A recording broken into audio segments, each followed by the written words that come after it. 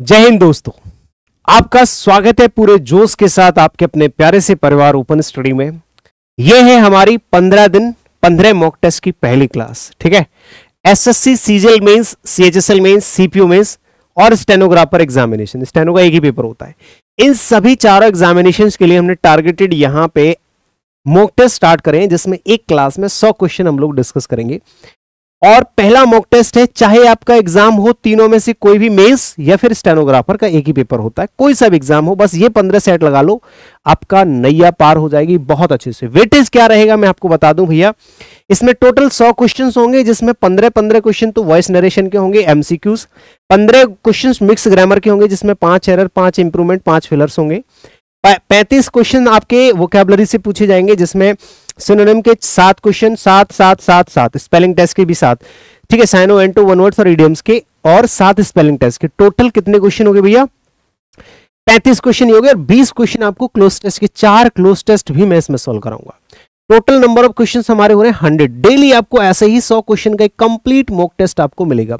अब बात आती है कि सर पीक्यूआरएस और पैसेज कहां कराओगे, तो उनकी मैं स्पेशल क्लासेस आपको प्रोवाइड कराऊंगा। पीक्यूआरएस और पैसेज की अलग से मैराथन क्लास आपको मैं प्रोवाइड करा दूंगा।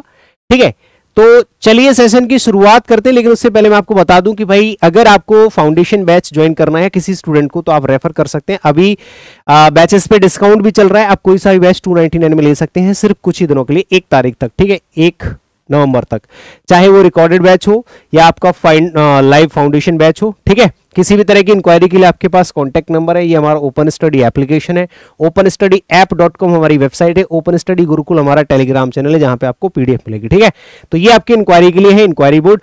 अब हम लोग सेशन की करते हैं शुरुआत। चलिए, थैंक यू। तो चलो भाई शुरू करते हैं। अब ये आपका सेशन रुकने वाला नहीं है, फटाफट से स्टार्ट करेंगे।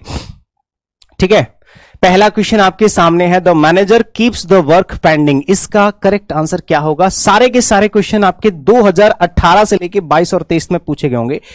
2018 से लेके 22 और 23 तक जितने भी क्वेश्चंस आपके एग्जाम में पूछे गए हैं, उन्हीं में से सारे के सारे क्वेश्चंस होंगे। जैसे आप देख रहे हो एसएससी सीजीएल टियर 1, ये आपका क्या है, 3/3/2020 का सवाल है। ठीक है, यानी कि लेटेस्ट सारे के सारे क्वेश्चंस पूछे गए हैं। पैटर्न भी आपका जो है लेटेस्ट रहेगा। ठीक है ना, चलिए, तो क्या आंसर लगा रहे हैं सभी लोग भाई? बहुत बढ़िया, वेरी गुड। जितने भी लोग डी आंसर लगा रहे हैं उनका सही है, सी वालों का गलत है। ठीक है, जो लोग सी लगा रहे हैं उनका गलत है, डी वालों का सही है। अच्छा, क्यों सही है उसका मैं रीजन बताता हूं। देखो, सिंपल सी बात है, आपको हर चीज का लॉजिक भी मिलेगा। ये ऐसे नहीं है कि ऐसे ही कुछ भी लॉजिक दूंगा हर चीज का। ठीक है, हमें अगर एक्टिव वॉइस पैसिव वॉइस सीखने और नरेशन सीखने हैं, एमसीक्यूज वाले चेंज करना, तो हमें सबसे पहले कमांड करनी है वर्ब पे। ठीक है, हाँ, वर्ब कैसे चेंज की जाती है, यानी कि टेंस कैसे चेंज किया जाता है। ये प्रेजेंट इंडेफिनिट का है, तो is are am plus V3 से हम सेंटेंस को बनाते हैं। कहीं यहां पे इज आर एम है, यहां पे है, 2 ऑप्शन हट गए। Elimination is the best method to solve और to tackle the type of question, this type of question जो आपके एमसीक्यूज क्वेश्चंस होते हैं, एक्टिव वॉइस, पैसिव वॉइस और नरेशन के, उनका सबसे बेस्ट मेथड होता है आपका एलिमिनेशन। ठीक है, तो यहां से आपने हैज और वॉज तो दोनों हटा दिया। वर्क क्यों नहीं हो सकता? क्योंकि जो वर्क है वो अनकाउंटेबल है। सॉरी, आर क्यों नहीं हो सकता? क्योंकि वर्क अनकाउंटेबल है, सिंगुलर सब्जेक्ट होता है, तो आर वैसे नहीं होगा। बचा क्या? एक ही ऑप्शन, इज। ठीक है, तो सी वाले तो बिल्कुल भी गलत है, क्योंकि कभी भी एक्टिव वॉइस पैसिव वॉइस हम चेंज करते हैं तो टेंस कभी चेंज नहीं करते। एक बात का ध्यान रखना, नरेशन में ऐसा होता है कि वहां टेंस चेंज करना कंपलसरी है। नरेशन में ऐसा होता है कि वहां टेंस चेंज करना कंपलसरी है, बट वॉइस में टेंस चेंज नहीं होता है। बताइए जल्दी से फटाफट सब लोग। अगला क्वेश्चन बताएंगे, आंसर तो आपको दिख ही क्या है, कोई बात नहीं। ठीक है, जल्दी से बताओ।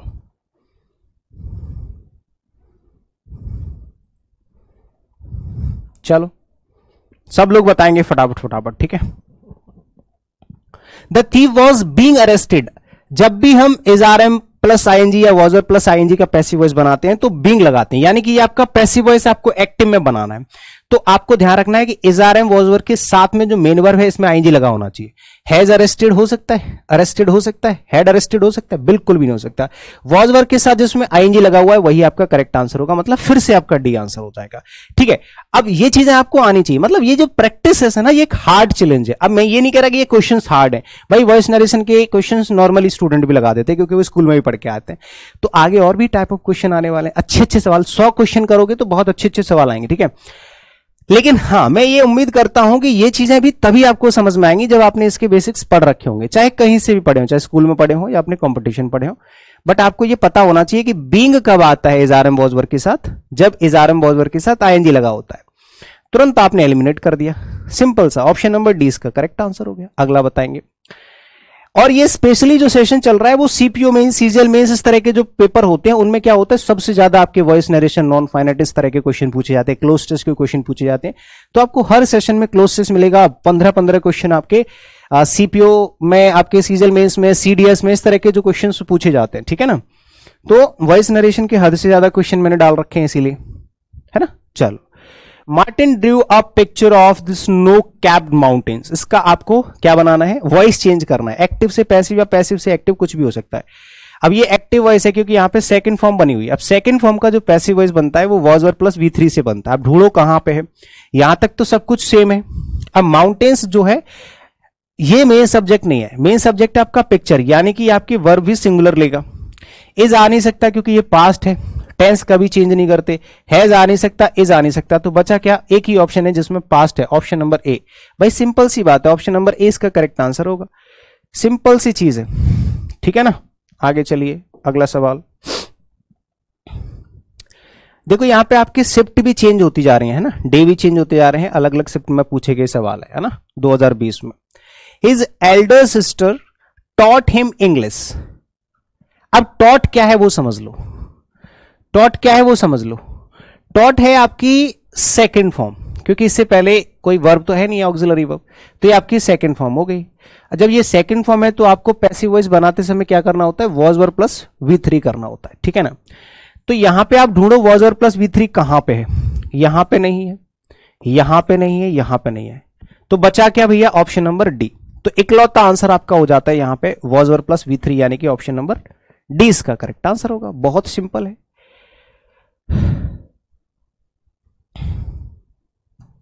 चलिए अगला बताएंगे, डिड द प्रॉब्लम्स, हाँ जितने लोगों ने डी लगाया एकदम सही है, सबका correct answer. Did the problems you had to face discourage you, did the problems you had to face discouraged you. आप बताएंगे इसका करेक्ट आंसर क्या होगा, सोचो। पैसिव, एक्टिव से पैसिव या पैसिव से एक्टिव, कुछ भी हो सकता है। ये आपको पता होना चाहिए कि जैसे डिड के साथ में, ठीक है, did the problems you had to face discourage, ये डिस्करेज जो है ये मेन वर्ब है। ठीक है, ये है मेन वर्ब, है ना। हाँ, हैड टू फेस ये अलग वर्ब है यू के लिए, बट यहां पे जो प्रॉब्लम्स के लिए वर्ब है वो है आपकी डिस्करेज, यानी कि option number, sorry main verb जो है डिस्करेज है, डिड के साथ वर्ब की फर्स्ट फॉर्म, इंटरोगेटिव सेंटेंस है। तो आप देखोगे कि यहां पे डिस्करेज के साथ डिड लगा हुआ है ना। डू और डज को हम इज आर एम से चेंज करते हैं और डिड को वॉज वर्ब से। तो वॉज वर्ब ढूंढो पहले, वॉज वर्ब प्लस V3 कहां पर मिलेगा, यहां पे है, बिल्कुल भी नहीं है। हैव से बनेगा, नहीं बनेगा, वॉज वर्ब से बनेगा, है ना। Were you discouraged, were you discouraged, simple सी चीज है। आपने अगर टेंस चेंज करना सीख लिया, मतलब वर्ब्स चेंज करना सीख लिए, तो समझ लो आप वॉइस नरेशन आराम से चेंज कर लोगे, ऐसे उड़ा दोगे चुटकियों में, ऐसे, है ना। तो सबसे ज्यादा आपकी जो मेन कमांड है वो टेंस पर होनी चाहिए, वर्ब्स चेंज करना आना चाहिए। They offered me a chair, ठीक है। आप इस तरह के सेंटेंसेस को दो तरह से पैसिव वॉइस में, एक्टिव वॉइस में बदल सकते हैं, क्योंकि इस तरह के सेंटेंसेस में दो ऑब्जेक्ट होते हैं। इसमें आप चाहो तो आई से भी बना सकते हो, आप चाहो तो चेयर से भी पैसिव वॉइस बना सकते हो। अब सेकंड फॉर्म है, ठीक है, तो वॉज और प्लस V3 से बनेगा। अब या तो ऐसे कर लो, I offered a chair to them, but मैंने तो उनको नहीं चेयर करी ऑफर, अ चेयर इज, पहले तो ये देखो सेकंड फॉर्म है, सिंपल तुम एलिमिनेट किया करो। जब ये सेकंड फॉर्म है तो क्या यहां पे सेकंड फॉर्म का सेकंड फॉर्म से पैसिव वॉइस बन सकता है, इज आर एम से बन सकता है, सेकंड फॉर्म ये वॉज और से बन सकता है, लेकिन वॉज और प्लस बीइंग से नहीं बन सकता। तो सिंपल सी बात है, ऑप्शन नंबर डी आंसर होगा, क्योंकि बीइंग तो आएगा ही नहीं, ये तो कॉन्टिन्यूस में आता है ना, और ये सिंपल पास्ट है। तो वॉज और प्लस V3 से आपका पैसिव वॉइस बनना चाहिए। तो I was offered a chair by them, मुझे उनके द्वारा एक चेयर ऑफर की गई। बस इसमें ऐसे भी बना सकते थे कि a chair is offered to me by them, ऐसे भी हो सकता था a chair was offered to me by them, ये भी सही था। They are constructing a residential youth hostel, इसका आंसर बताइए, कौन बताएगा? वेरी सिंपल, प्रेजेंट कॉन्टिन्यूअस है, is are am plus I N G, तो कैसे बनेगा? Is are am plus being plus V3, ढूंढो कहां पर मिलेगा? Is are am plus being, has से बनेगा? बिल्कुल नहीं बनेगा। वॉज से बनेगा? बिल्कुल नहीं बनेगा।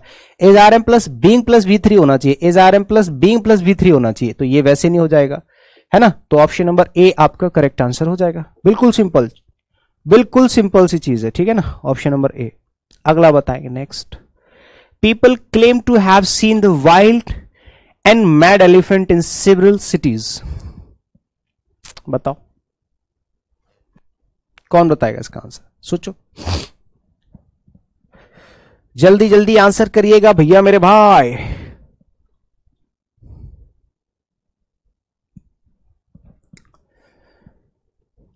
हाँ, ए सही था पहले वाले का। अब इसका बताओ। People claim to have seen, तो ये जो क्लेम है वो वर्ब की फर्स्ट फॉर्म है, the wild and mad elephant in several, तो यहां पे जो है ऑब्जेक्ट आपका हो गया ये। अब देखो फर्स्ट फॉर्म है तो is are am was word से ही बनेगा, ओ इज आर एम से बनेगा, वॉज वर्ड से तो बनेगा नहीं, यानी कि ये हट गया और ये हट गया। या तो इज क्लेम्ड हो सकता है या इज बीइंग क्लेम्ड हो सकता है। बीइंग इसलिए नहीं हो सकता है क्योंकि सिर्फ फर्स्ट फॉर्म है, अगर यहां पे भी कॉन्टिन्यूअस होता तो हम is are am plus being plus V3 लगाते। सिंपल सी चीज, एक ही बार कह रहा हूं, एक ही बात कह रहा हूं बार बार, कि अगर आप पैसिव वॉइस बदलना चाहते हैं, एमसीक्यू क्वेश्चंस को चुटकियों में उड़ाना चाहते हैं सेकंड्स में, आप अपनी वर्ब चेंज करना और टेंस चेंज करना सीख लीजिए। बस वर्ब और टेंस इसी पे मतलब कमांड कर लीजिए, ऐसे उड़ाओगे चुटकियों में, ठीक है ना? तो ऑप्शन नंबर सी इसका परफेक्ट आंसर हो जाना है, ठीक है ना? अगला बताइएगा next. The farmer is ploughing the fields, plogging the fields मतलब जोतना होता है, ठीक है? तो आईएनजी आ गया, is are am plus ING, यानी कि is are am plus being plus V3 ढूंढो कहां पे? Is are am plus V3 गलत, डायरेक्ट नहीं। हैज हैव तो बिल्कुल भी नहीं आएगा। Is are am plus being plus V3 इसमें भी है, इसमें नहीं है, तो सिर्फ हम सब्जेक्ट और ऑब्जेक्ट की तरफ देख भी नहीं रहे, हम सब्जेक्ट और ऑब्जेक्ट की तरफ देख भी नहीं रहे। और ये मत सोचना कि सर हमें समझा नहीं रहे, बेटा समझाने का काम नहीं है इस समय। समझाने वाली चीजें इंग्लिश के फाउंडेशन बैच में जो आप ग्रामेटिकल चीजें पढ़ते हो ना, मैं 140 क्लासेस से भी ज्यादा क्लासेस दे चुका होता हूं एक कोर्स के अंदर पूरी ग्रामर की, और ये ग्रामेटिकल क्वेश्चन है। एक चैप्टर जो पैसिव वॉइस और नरेशन आप पढ़ते हो, इसकी आपकी 10 क्लास 8 क्लास होती हैं, तो उसमें मैं सिर्फ समझाता ही हूं और कुछ नहीं कराता। उसमें अगर गधे को भी क्लास में बिठा दोगे उसको भी समझ में आ जाएगा, इस तरह से समझाता हूं। तो समझाने की उम्मीद मेरे से इस टाइम पे बिल्कुल भी मत करिएगा, एक्सप्लेन करने की उम्मीद करिएगा। ऐसा नहीं कि सिर्फ आंसर मार्क कर रहा हूं। I'll explain every single question in this series, हर एक सिंगल क्वेश्चन को एक्सप्लेन करूंगा डिटेल में कि ऐसा हुआ क्यों, लेकिन आपको पता होना चाहिए कि ऐसा अच्छा इस वजह से हुआ। आपको वो आना चाहिए पहले से, आपने वो सीख रखा होगा, तभी ये समझ में आएगा। ये प्रैक्टिस सेशन है, ये प्रैक्टिस सीरीज है, लर्निंग सीरीज नहीं है, ठीक है? सीखने वाला इसमें नहीं है। इसमें क्वेश्चन प्रैक्टिस लगाओ, आप आंसर लगाओ, अगर आपको आता है तो अच्छी बात, नहीं आता है तो मैं उसको एक्सप्लेन करूंगा कि ऐसे ऐसे इसमें हुआ shortly. A child could understand his theory, और child could understand his theory, बताओ। अब देखो कैन कुड प्लस V3 है, मतलब इनको हम कभी भी चेंज नहीं कर सकते। वो V1 मॉडल वर्ब को हम कभी भी चेंज नहीं करते, ठीक है? मॉडल वर्ब को हम कभी भी चेंज नहीं करते। तो इसने इज कैसे लगा दिया, इसने वॉज कैसे लगा दिया, इसने कैन कैसे लगा दिया भाई? टेंस भी तो चेंज नहीं करते। तो सिंपल सी बात है, his theory could be understood by a child, option number C will be your perfect answer. Very simple. देखो 3 मार्च से शुरू हुआ था, 3 मार्च 4 मार्च 5 मार्च 6 मार्च, मतलब 3-3 शिफ्ट में भी क्वेश्चन हो गए, तो 9 क्वेश्चन, और ये 10वां 11वां क्वेश्चन चल रहा है। मतलब सारे के सारे आपके सीजीएल में क्वेश्चन पूछे गए हैं। ये एसएससी सीजीएल 2020 के सवाल हैं, सारे के सारे पूछे गए ना। Why do you spend so much money?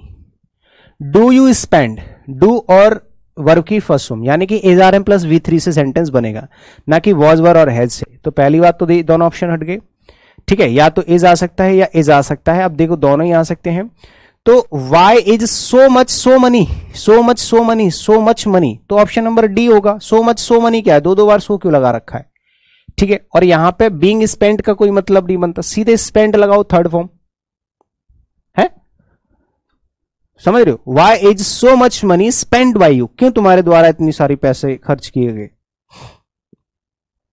The children sang the national anthem with great enthusiasm, बताओ बच्चों ने गाया। आप देखोगे कि यहां पे जो सेंग है वो वर्ब की सेकंड फॉर्म है, सिंग की सेकंड फॉर्म, ठीक है। ऑब्जेक्ट है द नेशनल एंथम, तो ये सबसे पहले लिखा जाएगा। अब सेकंड फॉर्म है तो वो किससे चेंज होगी, वॉज और प्लस V3 से। वॉज बीन और संग तो होगा नहीं, ये भी गलत हो गया। वॉज संग हो सकता है, इज नहीं हो सकता, तो ऑप्शन नंबर सी। मतलब मैं कुछ भी नहीं कर रहा, मैं ना सब्जेक्ट की तरफ देख रहा, ना ऑब्जेक्ट की तरफ देख रहा, ना मैं कॉम्प्लीमेंट की तरफ देख रहा, मैं सिर्फ और सिर्फ वर्ब पे कमांड करके बैठा हूं, ठीक है। अच्छा, इस सीरीज के अंदर ना आपको सिर्फ एक टीचिंग का एक्सपीरियंस नहीं मिलेगा कि मैं टीचिंग करता हूं इसलिए आपको फायदा होगा, इसमें सिर्फ टीचिंग का ही एक्सपीरियंस आपको नहीं मिलेगा, इसमें एक एस्पिरेंट का भी एक्सपीरियंस मिलेगा। इसमें मैं उस तरह से क्वेश्चंस को टैकल करना सिखाऊंगा और खुद बताऊंगा कि किस तरह से एग्जाम में हम लोग आंसर टिक करते हैं, सेकंड्स में कैसे सवाल को सॉल्व किया जाता है, वो चीज है। मतलब मैं भी तो एक एस्पिरेंट हूं, मैंने भी तो रिसेंटली अभी एग्जाम्स दिए हैं, 3 से 4 बार मैंने एग्जाम्स में फुल मार्क्स करे हैं इंग्लिश सेक्शन में, तो वो एक्सपीरियंस भी आपको मिलेगा, है कि नहीं। तो जैसे मैं एक एस्पिरेंट की तरह इस क्वेश्चन को सॉल्व कर रहा हूं और टीचर की तरह मैं इस क्वेश्चन को एक्सप्लेन कर रहा हूं, तो दो तरह का एक्सप्लेन जो है आपको मिल रहा है, समझ रहे हो, दो तरह का जो आपको एक्सपीरियंस इसमें मिल रहा है, जिससे आपको क्विक फायदा होने वाला है।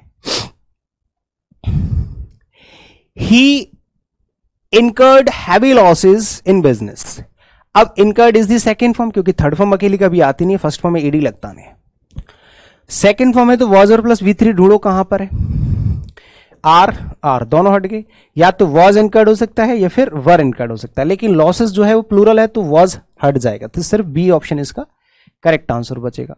हर एक क्वेश्चन के पीछे हाँ लॉजिक है, हर एक क्वेश्चन के पीछे लॉजिक है, ठीक है। क्या बताना है पूछिए, बताओ फटाफट से। अगला क्वेश्चन बताएंगे, she is teaching French to children. नमस्ते, गुड आफ्टरनून, बताओ इसका answer. She is teaching French to children, तो देखो इज टीचिंग है तो is are am plus being plus V3 होगा, है ना। चिल्ड्रन के साथ में हैव नहीं आएगा, आर टॉट नहीं आएगा, आईएनजी तो बीइंग भी आना चाहिए, ठीक है। तो आर बीइंग टॉट, वर नहीं होगा, सिंपली आप आंसर टिक कर सकते हैं ऑप्शन नंबर थर्ड, ठीक है ना। ऑप्शन नंबर थर्ड इसका करेक्ट आंसर हो जाना है, ठीक है। चलिए अगला सवाल बताएंगे। Fortunately the fire did not cause much damage, fortunately the fire did not cause, तो डिड ये रहा हेल्पिंग वर्ब और मेन वर्ब ये रही वर्ब की फर्स्ट फॉर्म। डू डज को is are am plus V3 से चेंज करते हैं और डिड प्लस V1 को वॉज और प्लस V3 से चेंज करते हैं। तो कहां पर है वॉज और प्लस V3, वॉज और प्लस बीइंग नहीं, is are am plus V3 नहीं, is are am plus being नहीं, और वॉज हो जाएगा, वॉज प्लस V3, यानी कि ऑप्शन नंबर डी इसका करेक्ट आंसर हो जाएगा। बिल्कुल सही है, ऑप्शन नंबर डी इसका करेक्ट आंसर होगा, ठीक है। आंसर दिख रहे हैं ना आप मेरी, हाँ सबके आंसर दिख रहे हैं, बहुत सारे आंसर आ रहे हैं, सबके आंसर दिख रहे हैं, और आपको मुझे दिखे ना दिखे उससे कोई दिक्कत नहीं है, आप अपना आंसर मैच कर लो, ठीक है। जब आप क्वेश्चंस लगा रहे हो, आप देख पा रहे हो, मुझे मेरे आंसर्स देखना जरूरी है, मेरी बातें सुनना जरूरी है, मेरी चीजें आप तक पहुंचना जरूरी है, ठीक है। हाँ आपका आंसर आए ना आए कोई दिक्कत नहीं है, आप यहां पे मैच कर लो। अगर मैं इग्नोर भी कर दे रहा हूं या मुझे देख नहीं पाया या कोई चीज ऐसे छूट गई, तो आप अपना आंसर मैच कर लो जो आंसर यहां पे मैं बता रहा हूं, ठीक है। He said to the hotel receptionist, can you tell me the tariff of rooms. ये डायरेक्ट इनडायरेक्ट यहां से शुरू हो रहे हैं अभी, ठीक है। तो ध्यान रखना इसमें भी आपका वही चीज हेल्प करेगी, यानी कि टेंस। अगर अच्छा वॉइस और नरेशन में हम टेंस चेंज नहीं करते, लेकिन इसमें कंपलसरी है टेंस चेंज करना, और कंपलसरी है कि आपको पूरा सेंटेंस पास्ट में ही रखना है, पूरा सेंटेंस आपको पास्ट में रखना है, ठीक है। अब देखो ये इंटेरोगेटिव सेंटेंस है, तो हमारा कंजंक्शन की जगह इफ और वेदर यूज करते हैं, इतना आपको पता होना चाहिए। और जो भी वर्ब होती है उसको पास्ट में चेंज कर देते हैं, यानी कि कैन का कोड हो जाएगा, और जो कंजंक्शन के बाद सेंटेंस लिखा जाता है वो असर्टिव फॉर्म, यानी कि पहले सब्जेक्ट और बाद में वर्ब आती है। ये तीन चीजें आपको पता होनी चाहिए, वही चीज इसमें आपकी मदद करेगी। तो दैट कंजंक्शन वाला हट गया और 2+V1 वाला हट गया, इफ वाला बचा, और दैट और इफ वाला तो वैसे भी नहीं होगा, दो दो कंजंक्शन बिल्कुल भी नहीं आते, तो आप ऐसे भी जो है करेक्ट आंसर लगा सकते हो। बाकी इसमें सारी चीजें मैच कर रही हैं, जैसे कैन का कैन नहीं हो सकता, इम्पॉसिबल है, कुड सही है, ठीक है, इसमें तो हटा ही दिया है पूरा, यहां पे कैन कर दिया, ये भी गलत हो जाएगा, इसमें वर्ब भी नहीं है, तो सिंपल सी चीज आप आराम से एलिमिनेट कर सकते हैं, बहुत ज्यादा इसमें कुछ नहीं है। ऑप्शन नंबर 20 का करेक्ट आंसर हो जाएगा, ठीक है ना। He said to me what are you doing, उसने मेरे से कहा तुम क्या कर रहे हो, इसका सिंपल सा मतलब है कि ये भी आपका इंटरोगेटिव सेंटेंस है, ठीक है। और इंटरोगेटिव सेंटेंस में आप क्या करोगे बताइएगा, इफ और वेदर लगाओगे, लेकिन उसमें भी तब लगाते हैं इफ और वेदर जब हमारे सेंटेंस में हेल्पिंग वर्ब दे रखी होती है, लेकिन जब इंटरोगेटिव सेंटेंस के अंदर हमारा WH वर्ड होता है तो उसी को कंजंक्शन बना लेते हैं, इफ और वेदर अलग से नहीं लगाते हैं, ठीक है। यानी कि यहां पे जो वॉट है, यहां पे दैट वॉट हो गया, ये गलत हो गया, ठीक है। और he asked me what I was doing, what I was doing, option number C इसका करेक्ट आंसर हो जाएगा, क्योंकि ये सेकंड पर्सन है, सब्जेक्ट के हिसाब से चेंज होगा, सॉरी ऑब्जेक्ट के हिसाब से चेंज होगा।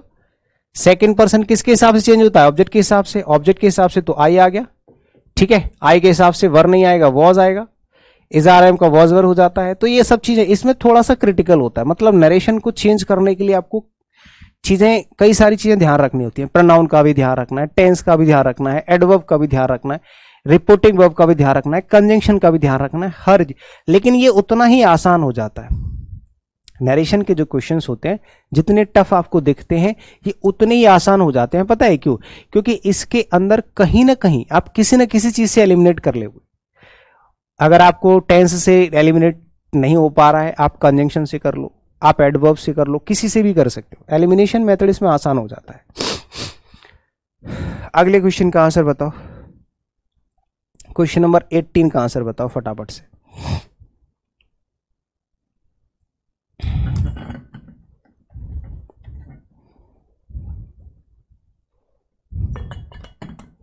बताओ भाई।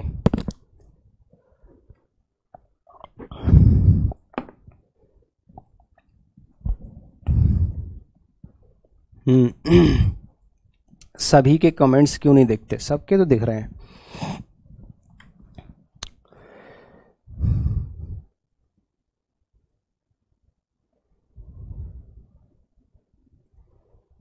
सबके दिख रहे हैं, अभी देखना। तो देखो, she said to me what time is your fight, नहीं है फ्लाइट होगा, ठीक है, ये गलत लिख गया है, फ्लाइट है यहां पे।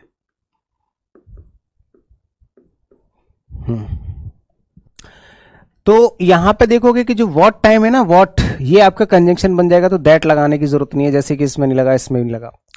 लेकिन प्रॉब्लम ये है कि what time my flight was, यहां पे इज है तो वॉज सही होगा, ऑप्शन नंबर 20 का आंसर हो गया। इज यहां पे विल नहीं होगा और यहां पे इज नहीं होगा, दोनों गलत है।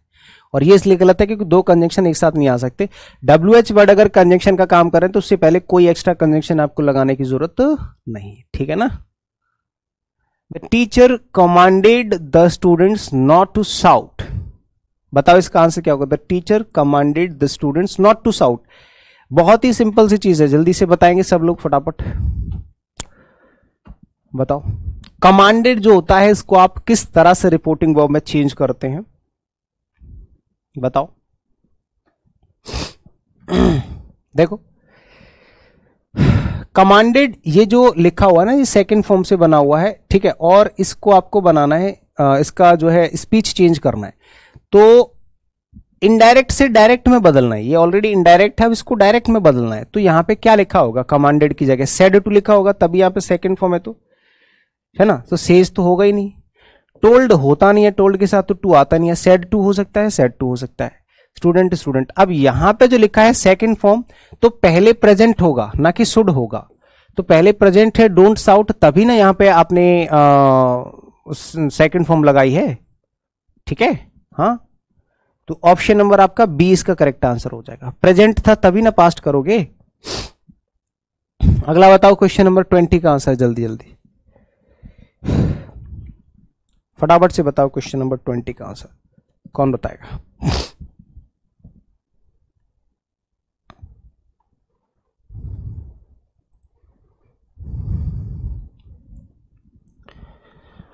क्वेश्चन नंबर 20 का आंसर करके बताएंगे जल्दी फटाफट।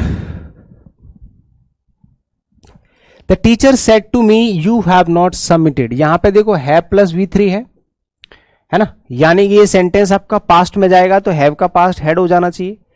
ठीक है, तो हैड यहां पे है और हैड यहां पे है, यहां पे नहीं है और यहां पे नहीं है। ठीक है ना। अब टीचर सेड मी तो हो नहीं सकता, सेड टू मी होना चाहिए या फिर टोल्ड मी होना चाहिए। तो ऑप्शन नंबर सी इसका करेक्ट आंसर हो जाएगा। ठीक है, the teacher told me that I had not submitted the assignment. अगला बताओ, the lawyer said to me there is no proof of your involvement in this case. बताइए जल्दी से बताओ इसका आंसर क्या होगा 21 का। फटाफट फटाफट फटाफट आंसर करो।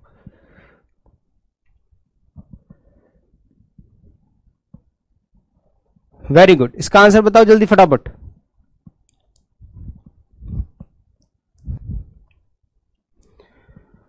देखिए, the lawyer said to me there is no is आ गया, यानी कि इज नहीं आना चाहिए।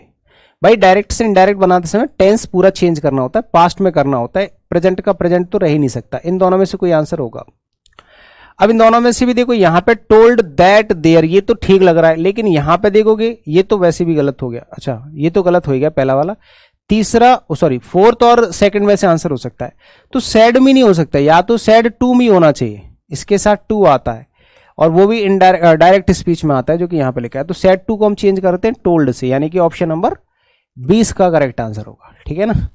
हाँ, व्हाट अ गुड आइडिया। देखो सीमा रिमार्क्ड, सीमा ने कहा क्या गुड आइडिया है। तो जब भी व्हाट और सच यूज होता है ना, व्हाट ये एक्सक्लेमेटरी सेंटेंसेस होते हैं, सच तो इनको हम जब रिपोर्टेड स्पीच के अंदर हम जब इनको लिखते हैं ना चेंज करके, तो वहां पे हम लिखते हैं इट इज और it was very plus adjective, very good plus noun, ऐसे करके लिखा जाता है। ध्यान रखना इस बात को हमेशा, जब भी हम चेंज करते हैं ना व्हाट सच को, तो इस तरह से चेंज करते हैं।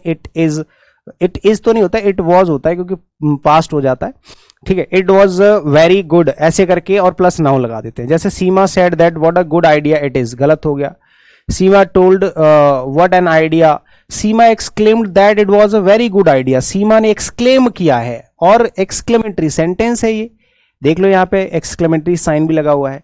तो Seema exclaimed that it was a very good idea. तो ऑप्शन नंबर सी इसका परफेक्टली आंसर मार्क करना। अब ये सब चीजें जो होती है हम लोग कॉन्सेप्चुअल क्लासेस में सीख लेते हैं।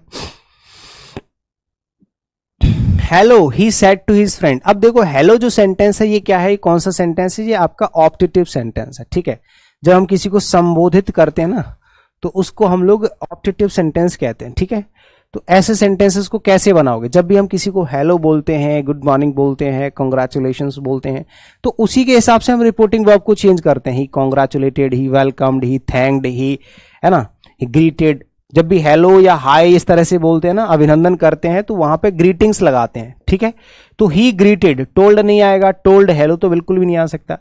ऊपर से यहां पे आप देखोगे कि हाँ यहां पे लिखा हुआ है what can I do for you, तो यहां पे कैन की जगह कुड और आई को हमने सब्जेक्ट के हिसाब से चेंज कर दिया तो ही आ गया। सब कुछ इसमें आप लोगों को मेन जो है मिल जाएगा, मैच कर जाएगा। इसमें देखो, इसमें सारी चीजें आपको नहीं मिलेंगी। जैसे यहां पे आप देखो आस्क्ड हिज फ्रेंड लिख दिया है।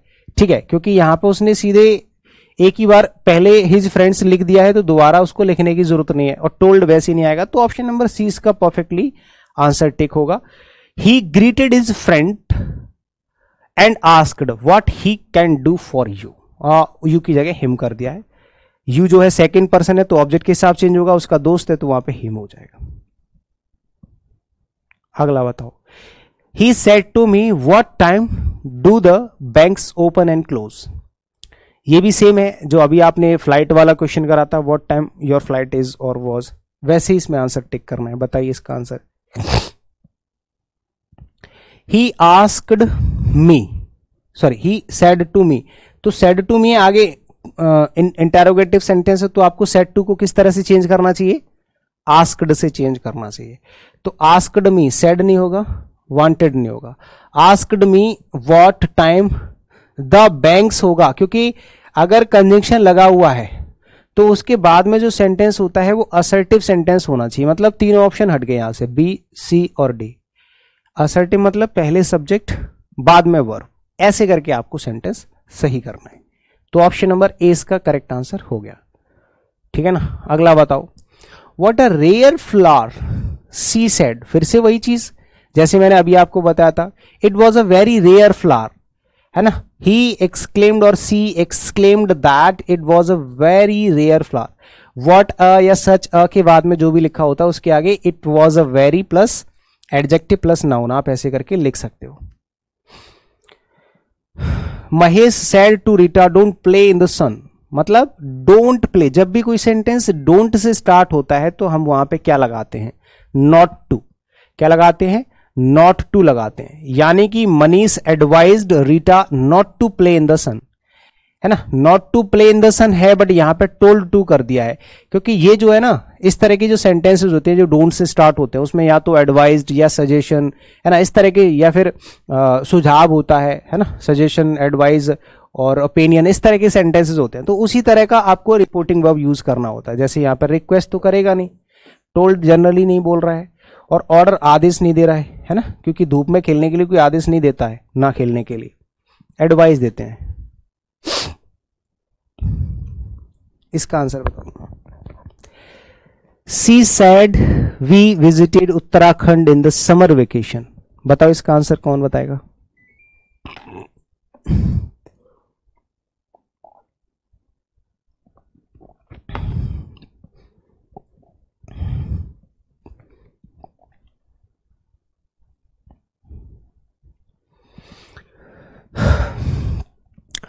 ये असर्टिव सेंटेंस है तो दैट से ही बनेगा, ठीक है। हाँ, सी सेड दैट दे, यहां पे विजिटेड है, ठीक है, विजिटेड है मतलब सेकंड फॉर्म है। अब सेकंड फॉर्म को हम कैसे चेंज करते हैं भाई, आपको भी पता है कि सेकंड फॉर्म को हम चेंज करते हैं हेड प्लस V3 से। अगर पास्ट है तो पास्ट, प्रेजेंट है तो भी पास्ट, फ्यूचर है तो भी पास्ट, पास्ट है तो भी पास्ट। पास्ट है सिंपल पास्ट तो पास्ट परफेक्ट कर दो, ठीक है, सबका पास्ट होना चाहिए। तो यहां पे हैव वाला गलत हो गया, विजिटेड वाला गलत हो गया, विल वाला गलत हो गया, सिर्फ head advised, sorry head visited वाला करेक्ट आंसर होगा, ठीक है। अगर आप में से कोई ऐसे स्टूडेंट है जो पर्सनली कनेक्ट होना चाहता है मेरे से, तो आप लोग इंस्टाग्राम पे मुझे यहाँ पे फॉलो कर सकते हो। यहाँ पे कई सारी चीजें आप लोगों को देखने को मिल जाती हैं, इन्फॉर्मेशन या पर्सनली जैसे कुछ भी, तो ये आपको, हाँ, आपको जैसे कॉल वॉल पर जब बात नहीं हो पाती तो आप यहाँ से कनेक्ट हो सकते हो, ठीक है। बाकी टेलीग्राम चैनल आप लोगों को ज्वाइन कर लेना है, ठीक है, ये आपका होना चाहिए। चलिए फटाफट से बताओ।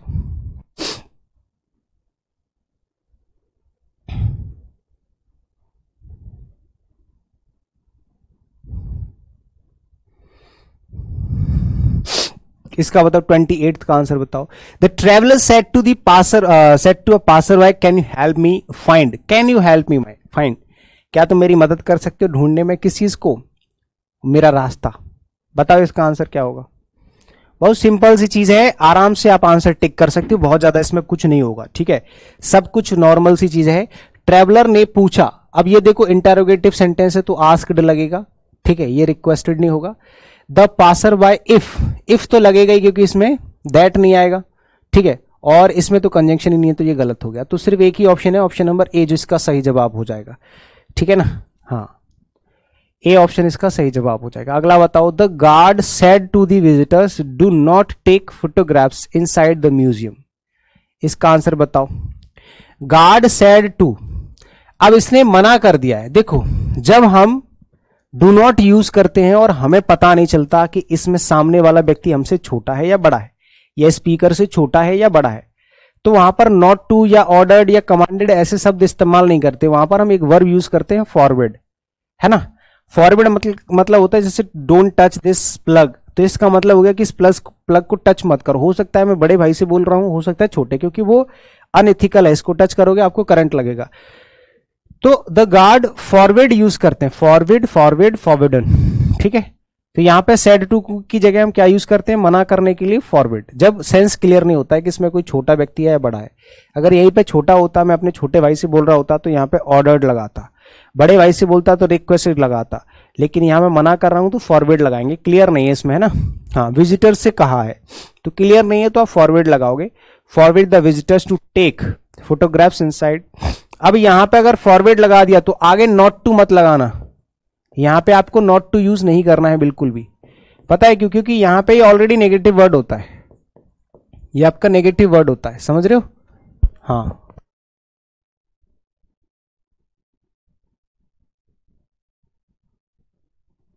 चलो अगला सवाल बताएंगे। एक लास्ट क्वेश्चन है डायरेक्ट एंड डायरेक्ट का, फिर इसके बाद आपके आगे चलेंगे बाकी के क्वेश्चंस की तरफ। ये 30 क्वेश्चन आपके वॉइस और नरेशन के हो जाएंगे, फिर आपके ग्रामर के अदर पार्ट जो होते हैं ना, टाइप ऑफ क्वेश्चन, जैसे कि नरेशन, एरर डिटेक्शन और ये सब, improvement, fill in the blanks, ये सारे हो जाएंगे। चलो क्वेश्चन नंबर 30 का आंसर बताओ फटाफट से। Rahul said to his mother, Rahul ने उसकी अपनी मां से कहा, can I go out and play now. तो इसका मतलब क्या होगा बताइए फटाफट से, बताओ। बहुत सिंपल है, ये तो आसान सा सवाल पूछ लिया है, और सारे क्वेश्चन देख लो नीचे लिखे हुए हैं कौन सी डेट को पूछा गया है। ऐसा नहीं कि कोई क्वेश्चन आपके एग्जाम में नहीं आ, रिसेंट एग्जाम्स में पूछे गए। Rahul said to his mother can, अब ये इंटेरोगेटिव सेंटेंस है तो कंजंक्शन इफ आएगा, दैट नहीं आएगा। कैन का कुड हो जाएगा, ठीक है, कुड तो यहां पे भी लिखा है, लेकिन कंजंक्शन के बाद जो सेंटेंस लिखा जाता है वो असर्टिव फॉर्म में लिखा जाता है, सब्जेक्ट पहले आएगा वर्ब बाद में। इसमें क्या करती है, सब्जेक्ट बाद में वर्ब पहले, ये गलत हो गया, ठीक है। हाँ, और इफ के बाद कैन आई, ये भी गलत हो गया। तो सिर्फ इकलौता ऑप्शन है, ऑप्शन नंबर सी, जो इसका सही जवाब हो जाएगा, क्योंकि कंजंक्शन के बाद जो सेंटेंस लिखा जाता है वो असर्टिव फॉर्म में होता है, ठीक है ना। नेक्स्ट, अब यहां से आपके क्वेश्चंस जो होंगे वो टाइप ऑफ क्वेश्चंस स्टार्ट होंगे, ठीक है। हर एक सवाल का आपको बड़े प्यार से जवाब देना है। जैसे यहां पे जो क्वेश्चन लिखा है, क्वेश्चन नंबर 31, ये है आपका एरर डिटेक्शन का सवाल, ठीक है। मतलब इस पूरे सेंटेंस में आपको एरर ढूंढनी है, बहुत सिंपल सी चीज है। नीतू एक किसी का नाम है तो हैव कैसे हो जाएगा, बहुत ही सिंपल सी चीज है, ठीक है। ये सारे क्वेश्चन देखो, एसएससी सीजल 14 जुलाई 2023 का सवाल है, पहली शिफ्ट का 2023, ठीक है। यानी कि जो 22 वाला 23 में हुआ है ना, उसका जब सवाल है, ठीक है।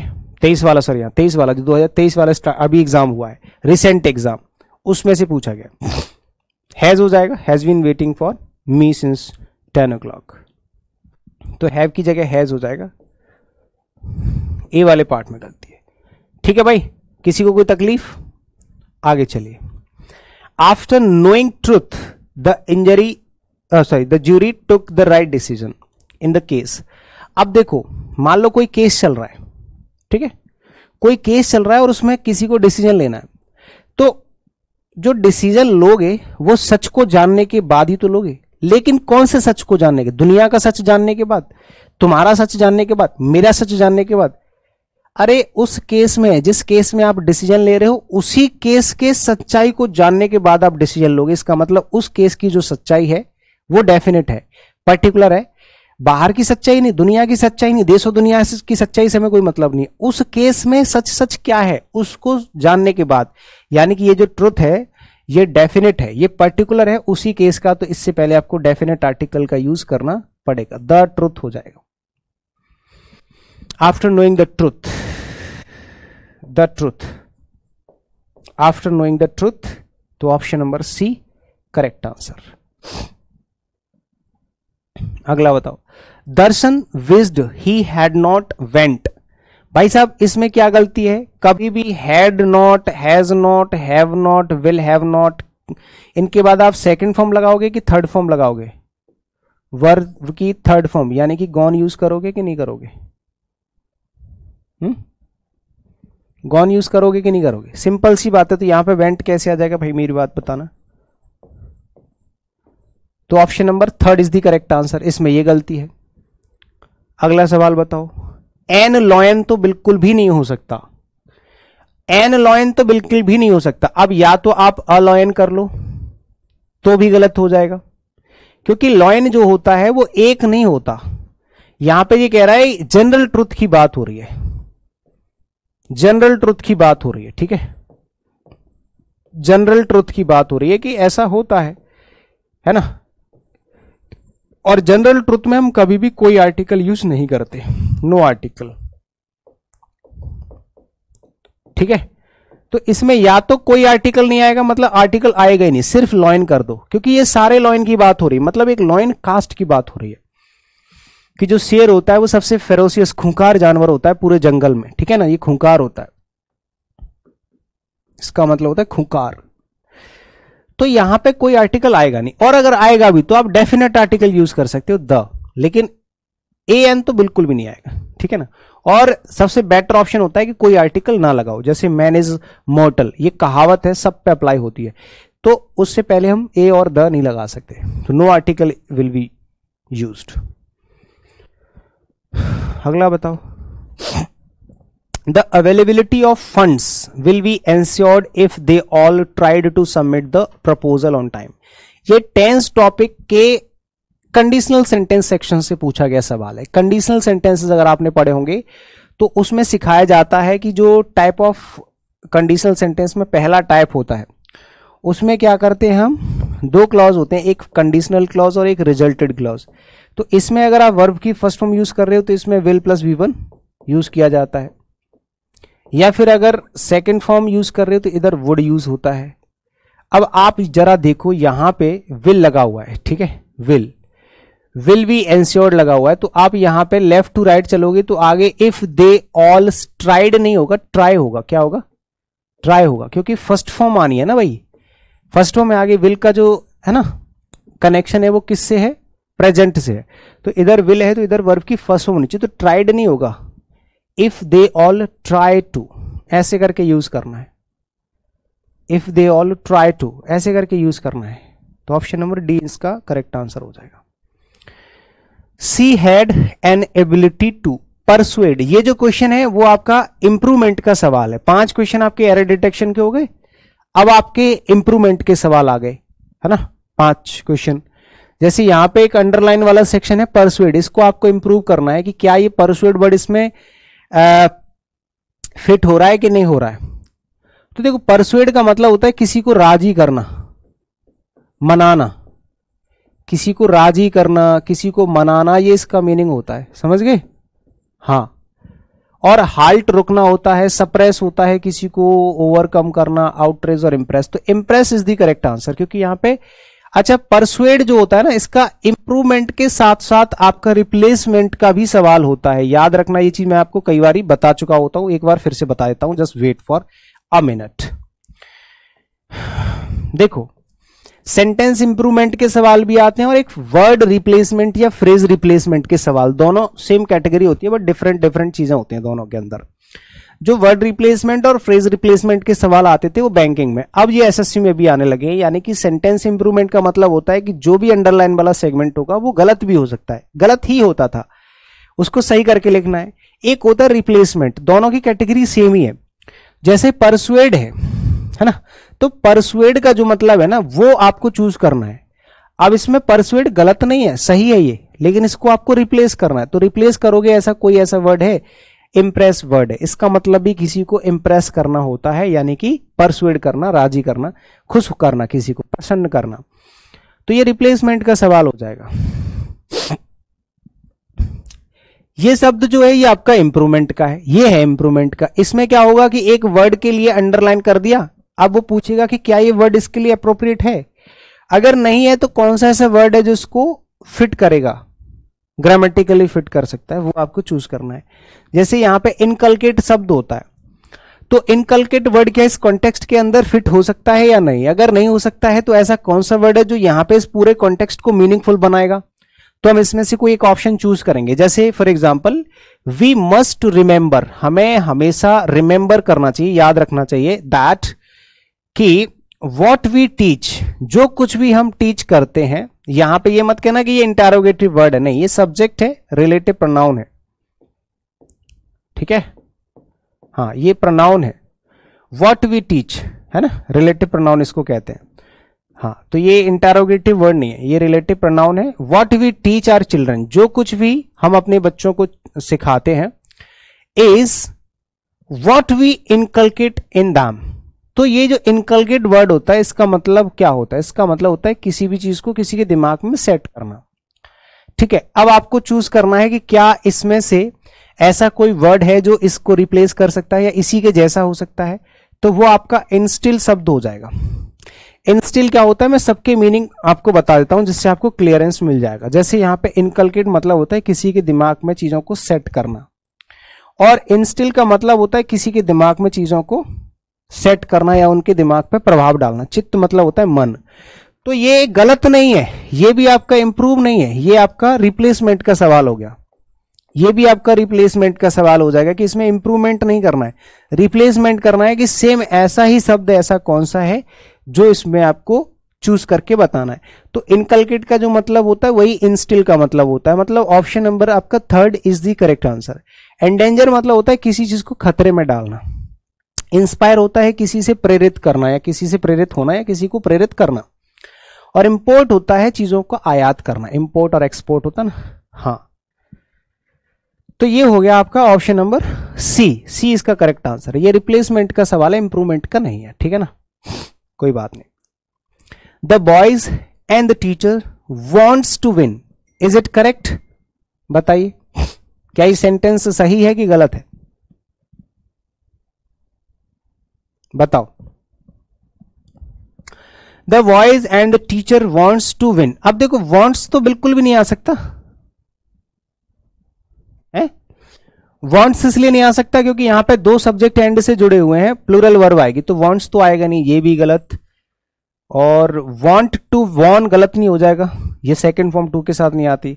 वॉन्ट विन गलत हो जाएगा क्योंकि इसके बाद दो मेन वर्ब नहीं आ सकते, इन्फिनिटिव आएगा, तो वॉन्ट टू विन हो जाएगा ऑप्शन नंबर फोर्थ। बहुत ही सिंपल सवाल है। एसएससी सीजीएल 14 जुलाई 2023, यानी कि 14 जुलाई 2023 सबसे रिसेंट एग्जाम जो हुआ है उसके अंदर ऐसा, मतलब सब्जेक्ट वर्ब एग्रीमेंट अगर आपने पढ़ा होगा तो ये छोटे छोटे सवाल भी आप आराम से उड़ा सकते हो। ठीक है ना, अगला चलिए। The fact that God created man in his personal view. क्या पर्सनल व्यू को हम इंप्रूव कर सकते हैं? पर्सनल व्यू का मतलब क्या हो सकता है इनमें से? पर्सनल ग्लोरी तो नहीं होगा पर्सनल व्यू है। अब पर्सनल व्यू नहीं होते हैं, ओवन व्यू होते हैं, क्योंकि पॉजिटिव एडजेक्टिव है इसमें, तो इसके बाद ओवन लगाना जरूरी है। सब में ओवन लगाए, कोई एक ही चूज करना है। तो इसी के जैसा आप कौन सा कैपेसिटी, अपनी खुद की कैपेसिटी से बनाता है भगवान लोगों को, या ग्लोरी से बनाता है, या इमेज से? अपने इमेज या आइडिया से नहीं, अपने इमेज। व्यू का जो सिमिलर वर्ड है वो है इमेज। बोलते हैं कि यार मेरी इमेज और मेरा व्यू, यानी कि मेरी इमेज में आप इस तरह से दिखते हो या मैं आपको इस तरह से मानता हूं मेरी इमेज में, है ना। तो व्यू मतलब होता है कि जैसा वो इमेजिन कर रहा है। इमेज मतलब इमेजिन, इमेजिनेशन। तो image is the most similar meaning of the given context और given underlined segment.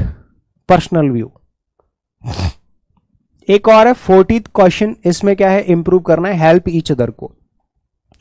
Help each other को आप तब रिप्लेस कर पाओगे जब आप पहले चेक कर लोगे कि यहां पे क्या है। अगर सेंटेंस में ऑल लिखा है इसका मतलब हो गया ये दो से ज्यादा होंगे। दो होते तो इसमें बोथ या कुछ ऐसा शब्द लिखा होता। अब जैसे ही दो से ज्यादा हो जाते हैं तो हम each other, reciprocal pronoun each other और वन अनदर में से वन अनदर कब यूज करते हैं? जब दो से ज्यादा लोग होते हैं। तो यहां पे आ जाएगा अब आपका वन अनदर, यानी कि ऑप्शन नंबर बी। ठीक है, चलिए अगला सवाल बताएंगे। नेक्स्ट टाइप ऑफ क्वेश्चन है आपका फिल इन द ब्लैंक का, यानी कि अभी आपके 10 क्वेश्चन हो गए ग्रामर सेक्शन से, 10 ये हो गए। वॉइस नरेशन के आपके 30 क्वेश्चन हो गए, 40 क्वेश्चन हो गए। अब आपके फिल इन द ब्लैंक के सवाल आ गए। जैसे यहां पे लिखा है she is dash a peacock, मतलब वह मोर की तरह सुंदर है। अब वेरी ब्यूटीफुल एज पिकॉक, देखो कभी भी अगर आप एडजेक्टिव की पॉजिटिव डिग्री लिखते हो तो या तो आगे कंपैरिजन करने के लिए नाउन नहीं होना चाहिए, तो आप बिना एज या सो एज के लिख सकते हो। अगर आगे किसी नाउन का नाम लिखा है तो एज या सो एज होना चाहिए दोनों तरफ, बीच में पॉजिटिव डिग्री होनी चाहिए। सो एज कब यूज करते हैं? जब सेंटेंस नेगेटिव होता है। एज यूज करते हैं जब सेंटेंस पॉजिटिव होता है। तो सेंटेंस पॉजिटिव है, सो एज वाला भी हट गया, ये वाला भी हट गया, क्योंकि इसमें एक ही तरफ एज है। She is as beautiful as a peacock, वो एक मोर की तरह ब्यूटीफुल है, या मोरनी की तरह, मोर ही होता है वैसे, मोर सुंदर दिखता है ना ऐसे करके, मोरनी थोड़ी सी भद्दी दिखती है, तो उसने मोर का कंपैरिजन कर दिया है। अगला बताओ, the Hunter dogs followed the hyenas dash, जो हंटर डॉग्स होते हैं ना वो हाइना की डैश को फॉलो करते हैं। डैश को फॉलो मतलब सेंस को या सेंट को या सेंस को या सेंट को। जो भी आपने देखा होगा आर्मी वगैरह में जो कुत्ते होते हैं, है ना, वो कुछ भी चीज स्मेल सूंघ के ही उस चीज को फॉलो करते हैं ना। तो सेंट जो होता है ना, सेंट ये होता है स्मेल, यानी कि महक किसी चीज की। और ये जो सेंस होता है वो समझदारी होती है। ये जो सेंस होता है ये होता है धूप बत्ती जलाना, जो आजकल हम लोग कर रहे हैं ना, अभी नवरात्रि चल रहे हैं तो हम सुबह सुबह जो धूप बत्ती जलाते हैं, धूप जलाते हैं, धूप दीप से पूजन करते हैं ना, उसको हम लोग सेंस बोलते हैं, CENSE। और ये जो सेंट होता है वो होता है परसेंट वाला सेंट, ठीक है, सेंट का प्लूरल ऐसे बना दिया। She reminds me always that I dash to be a little more dash little more careful. She reminds me always that I have या हैड, देखो ये प्रेजेंट है तो हैड तो होगा नहीं, और that I dash to, has to have to में से कुछ होगा, मस्ट टू नहीं होगा, या तो हैज वैसे नहीं होगा, आई के अकॉर्डिंग हैव आता है, तो have to, I have to, मुझे हमेशा थोड़ा सा केयरफुल रहना चाहिए। वो हमेशा मुझे याद दिलाती है कि मुझे ज्यादा केयरफुल रहना चाहिए, ठीक है। Kiran had a short dash, short care, short career, short carrier, carer या फिर कैरियर, बताओ इसका आंसर क्या होगा। देखो किरण ने एज अ राइटर, एक राइटर की जॉब करी, तो एज अ राइटर उसका करियर होगा। अब करियर जैसे उसने 4 शब्द, ये होमोफोन्स वाले सवाल है, ऊपर लिखा भी है ना, इसमें चूज करना है क्वेश्चन को। होमोफोन्स होते हैं ये, इनको होमोफोन्स बोलते हैं। Cares, carriers, carers, carrier. देखो कैरियर होता है चीजों को कैरी करने वाला, ढोने वाला, वाहक, और ये करियर होता है जिसमें आप अपना काम करते हैं। जैसे मेरा करियर है टीचिंग, तो टीचिंग इज अ करियर, पेशा जिसको बोलते हैं। तो ऑप्शन नंबर 20 का करेक्ट आंसर हो जाएगा। केयरस होता है दुलार, ये तो नाउन होता है, और केयरर होता है केयर करने वाला, ठीक है, केयर करने वाला, देखभाल करता, care taker. He was complimented for his appearance, his shirt dash his trousers। इसमें आपको चेक करके बताना है, होमोनियम ढूंढना है। होमोनियम मतलब होमोफोन्स ही होते हैं, एक जैसे 4 वर्ब लगा दिए उसने। अब इसमें वो क्या कर रहा है कि इसमें ऐसा कौन सी वर्ब है जो सही है। He was complimented for his appearance, मतलब लोगों ने उसकी तारीफ करी कि तुम बहुत अच्छे कपड़े पहने हो। अपीयरेंस मतलब जैसे भी आप दिख रहे हो, बहुत स्मार्ट दिख रहे हो, अच्छे लग रहे हो। क्योंकि उसकी जो शर्ट थी ना वो ट्राउजर पे डैश कर रही थी, डैश मतलब मैच कर रही थी। तो जब कोई चीज किसी चीज से मैच करती है, मैच कर जाती है, मतलब जिस चीज की कमी है अगर वो चीज उसमें मिल जाए तो दोनों एकदम कंप्लीट हो जाते हैं। तो 2 तरह के शब्द होते हैं मेरे भाई, एक होता है कॉम्प्लीमेंट और एक होता है कॉम्प्लीमेंट।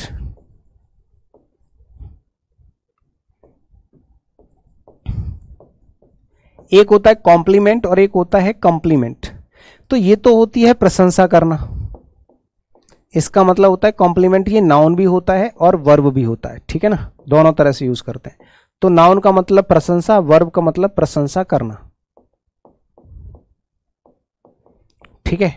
और ये जो कॉम्प्लीमेंट जिसमें आई होता है वो होता है कॉम्प्लीमेंट, ठीक है। और ये होता है कंप्लीट से बना है, कॉम्प्लीमेंट बना है कंप्लीट से। कंप्लीट में ऐसे करके तो LETE होता है ना, तो कंप्लीट से बना ये होता है पूरक। पूरक मतलब कॉम्प्लीमेंट होता है एडजेक्टिव की तरह यूज करोगे तो इसका मतलब हो जाता है पूरक, यानी कि पूरा करने वाला। और वर्ब की तरह यूज करते हैं तो इसका मतलब होता है किसी भी चीज को कंप्लीट करना, यानी कि पूरा करना। तो उसकी जो शर्ट थी वो उसके ट्राउजर को पूरा कर रही थी, मतलब उसको कॉम्प्लीमेंट कर रही थी। कॉम्प्लीमेंट मतलब पूरक कर रही थी, तो सी। और सेकंड फॉर्म है तो कॉम्प्लीमेंटेड होगा, तो कॉम्प्लीमेंटेड, कॉम्प्लीमेंटेड। कॉम्प्लीमेंट भी हो सकता था लेकिन ये वर्ब की फर्स्ट फॉर्म गलत हो जाएगा। कॉम्पीटेड मतलब होता है फाइट करना, युद्ध करना, लड़ना। और कमेंटेड होता है क्रिटिसाइज करना या कुछ बोलना, टिप्पणी करना, ठीक है, समझ जाना। तो ऑप्शन नंबर डी इसका परफेक्टली आंसर मार्क करना है आपको, ठीक है ना। अब यहां से आपके क्वेश्चन स्टार्ट हो रहे हैं। यहां से आपके क्वेश्चन स्टार्ट हो रहे हैं वोकैबुलरी के, ठीक है ना। चलो तो क्वेश्चन नंबर 46, जीलस एक शब्द होता है, इसका सिनोनिम आपको बताना है, बताइए। जीलस एडजेक्टिव होता है, एक तो जेलस होता है, एक जीलस होता है, बताइए इसका आंसर क्या होगा।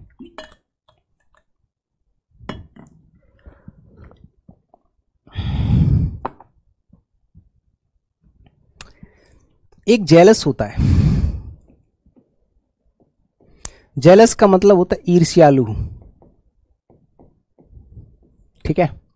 और जीलस होता है खुश, हैप्पी, खुश, एकदम उत्साही, हैप्पी। तो जीलस का जो आंसर हो जाएगा वो हो जाएगा एंथुसियास्टिक, एकदम हैप्पी, तीसरे आसमान पर उड़ने वाला, एंथुसियास्टिक। डिटैच्ड होता है किसी चीज को अलग करना, ठीक है ना, डिटैच्ड। अपैथेटिक होता है उदासीन, जो बिल्कुल शांत शांत सा रहता है, उदास उदास सा रहता है, ठीक है ना। इंडिफरेंट भी उदासीन होता है, एकदम शांत शांत सा रहने वाला व्यक्ति। फीबल होता है कमजोर, फीबल कौन होता है, ये होता है आपका कमजोर। तो बताइए इसका आंसर क्या होगा। अगर आपको मैं वर्ड मीनिंग बता दूं, पहले वाले वर्ड का अगर मीनिंग बता दूं, तब तो आपके लिए सब कुछ आसान हो जाता है। तो फीबल मतलब हो गया कमजोर, ठीक है, हाँ, कमजोर यानी कि वीक हो जाएगा। स्ट्रांग इसका एंटोनिम, ठीक है। और अनहीडफुल होता है असावधान, हीड मतलब हेड, हेडफुल जिसका हेड सामने नहीं है, ऐसे करके याद कर लेना। तो अनहेडफुल मतलब होता, अनहीडफुल होता है असावधान। और बेनफुल होता है जिसको श्राप दिया जाता है, किसको श्राप दे दिया गया है इसलिए श्रापित है।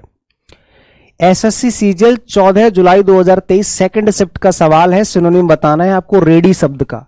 मतलब एक वर्ड होता है रेडी, रेडी का आपको सिनोनिम ढूंढना है इस पूरे कॉन्टेक्स्ट में से। और इस पूरे कॉन्टेक्स्ट में से उसने 4 वर्ड निकाले हैं, एक तो प्रिपेयरिंग, दूसरा लिसनिंग, तीसरा ऑर्गेनाइज्ड और चौथा इक्विप्ड। ये रहा। इन चारों शब्दों में से ऐसा कौन सा शब्द है जो सिनोनिम है रेडी का। तो ऑब्वियसली प्रिपेयरिंग हो जाएगा, रेडी मतलब तैयार होना होता है और प्रिपेयरिंग का मतलब भी तैयार होना होता है। तो ऑप्शन नंबर ए इसका परफेक्ट आंसर हो जाएगा, ठीक है। बाकी लिसनिंग मतलब सुनना, ऑर्गेनाइज्ड मतलब चीजों को सिस्टमैटिकली अरेंज करना, और इक्विप्ड मतलब होता है सजा हुआ। हॉस्टाइल बताओ, हॉस्टाइल, हॉस्टाइल का सिनोनिम बताना है। आपके पास 4 ऑप्शन है, प्लीजेंट है, हॉस्पिटेबल है, एम्पैथेटिक है, अनफ्रेंडली है। तो हॉस्टाइल का मतलब होता है शत्रु, ठीक है, हाँ, नाउन होता है ये, नाउन और एडजेक्टिव दोनों तरह से यूज करा जाएगा। तो अनफ्रेंडली, अनफ्रेंडली जो है आपका क्या हो जाएगा, ये आपके साथ बिल्कुल भी दोस्ताना नहीं रखता, बिल्कुल खिलाफ चलता है, अलग चलता है। तो unfriendly is the meaning of, similar meaning of hostile. Pleasant होता है हैप्पी, हॉस्पिटेबल होता है मेहमान नवाजी से रिलेटेड, एम्पैथेटिक होता है सहानुभूति, अनफ्रेंडली तो आपको पता ही है यहाँ पे अमित्र, वह व्यक्ति जो आपका फ्रेंड नहीं है। इंसीडियस क्या होता है, इंसीडियस बताइए, इंसीडियस का सिनोनिम बताना है। प्रोटेक्टेड, सिक्योर, सेफ और हार्मफुल, ये होता है खतरनाक। क्या होता है, खतरनाक, यानी कि कोई भी ऐसी चीज जिससे आपको नुकसान हो सकता है, आपको नुकसान हो सकता है, यानी कि हार्मफुल, ठीक है, कोई ऐसी चीज जिससे आपको नुकसान हो सकता है। प्रोटेक्टेड होता है सुरक्षित, संरक्षित, सिक्योर होता है सुरक्षित, सेफ भी सुरक्षित होता है। मतलब ये सारे के सारे ऑपोजिट हैं, सिर्फ एक ही शब्द है जो सिमिलर मीनिंग है, ठीक है ना।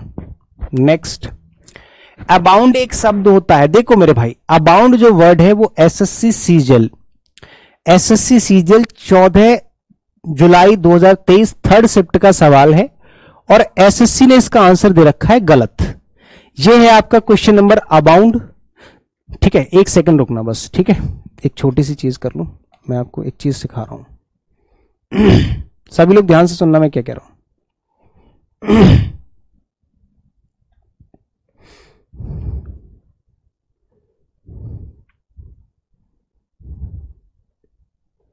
देखना मेरे भाई सभी लोग, ये जो क्वेश्चन नंबर 51 है ना, ये है एसएससी सीजीएल 14 जुलाई 2023 थर्ड शिफ्ट का सवाल, ठीक है। यहां उसने लिखा है अबाउंड और इसका सिनोनिम पूछ रहा है। और इस अबाउंड शब्द का सिनोनिम बताना है। 4 ऑप्शन है, इंक्रीज, फ्लोरिश, सक्सीड और एडिक्वेट। इसका सिनोनिम बताना है। एसएससी ने इसका आंसर मार्क किया है गलत। मैं आपको प्रूफ देता हूं सारा। ये रहा आपका आंसर की, ठीक है। आंसर की में ये क्वेश्चन नंबर 8 था, जिसका फ्लोरिश आंसर इन्होंने टिक किया है, ठीक है, अबाउंड का सिनोनिम। जबकि अबाउंड का मतलब क्या होता है? अबाउंड का मतलब होता है अधिक, ठीक है। अधिक मतलब भरमार कह सकते हो, भरमार। ये स्पेशली जब लोगों की बहुत सारा भरमार होती है, किसी भी चीज की अधिकता होती है, उसको अबाउंड कहते हैं। तो उसका सिनोनिम यहां पे एडिक्वेट होना चाहिए था। क्या होना चाहिए था? एडिक्वेट होना चाहिए था, लेकिन यहां पे उन्होंने फ्लोरिश टिक कर रखा है, तो इसका आंसर करेक्ट होगा ये। अब उस टाइम पे जितने स्टूडेंट्स ने इसको चैलेंज किया होगा उनका मार्क मिल जाएगा, ठीक है। हालांकि मार्क तो मिलेगा ही मिलेगा, पर चैलेंज किया होगा तो ही मिलेगा, ठीक है ना। तो यहां पे adequate is the correct answer. Option number 4 इसका सही जवाब होगा। एसएससी ने इसका आंसर गलत दे रखा है, ठीक है। चलिए अगला सवाल है आपका पेरियूस, ठीक है। पेरियूस का आपको आंसर बताना है, जल्दी से बताओ।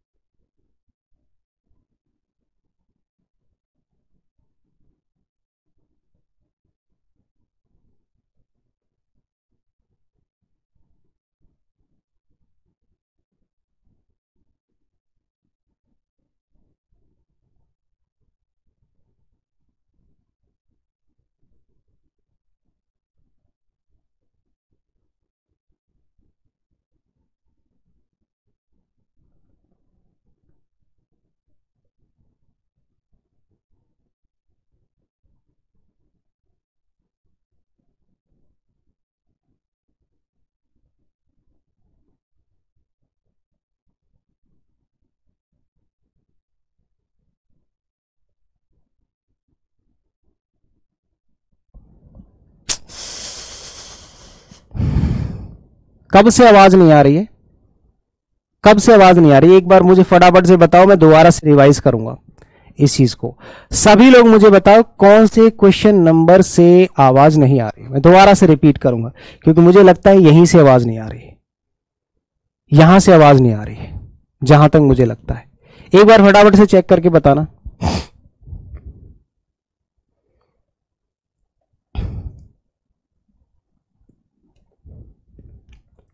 मुझे बताओ क्वेश्चन नंबर कहां से आवाज नहीं आ रही।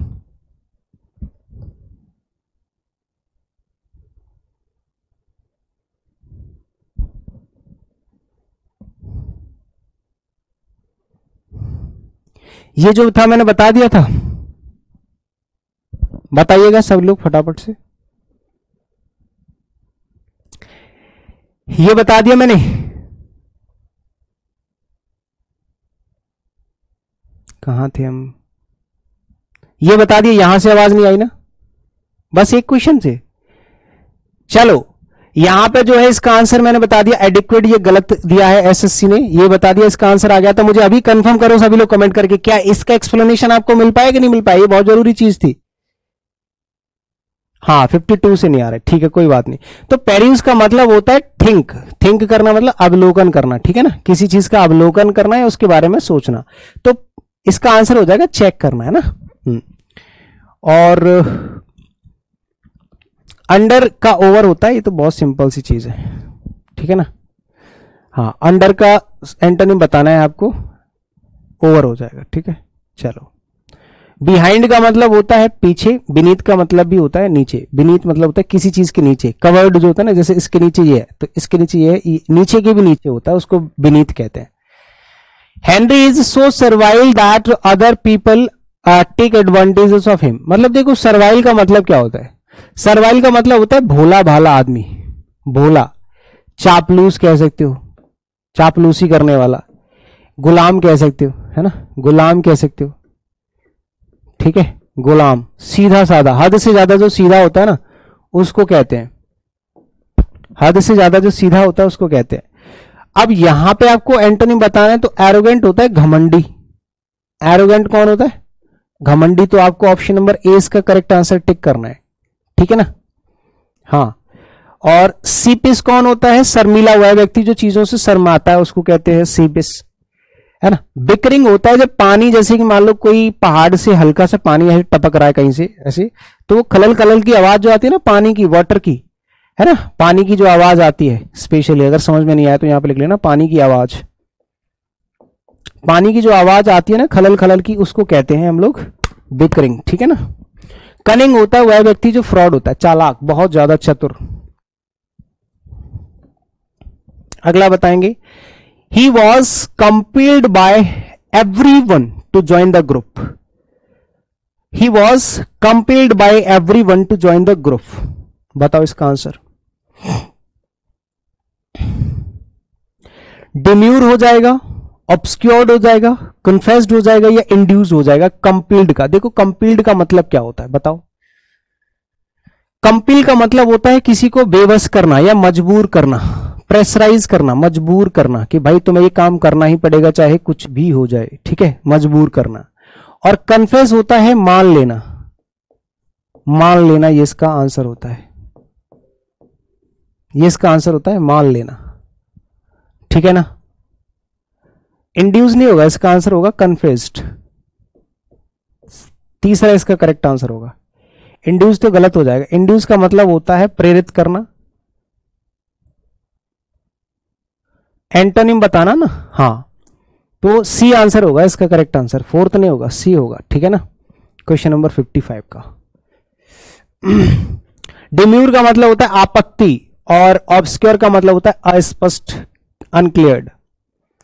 Do you know the old adages? Adages का मतलब क्या होता है? Old adages, the show must go on. Old adages का मतलब क्या होता है बताइए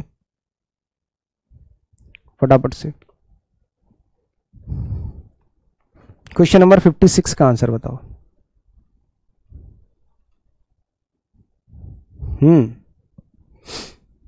बहुत बढ़िया। देखो पहले एडेज का मीनिंग समझो। एडेज क्या होता है?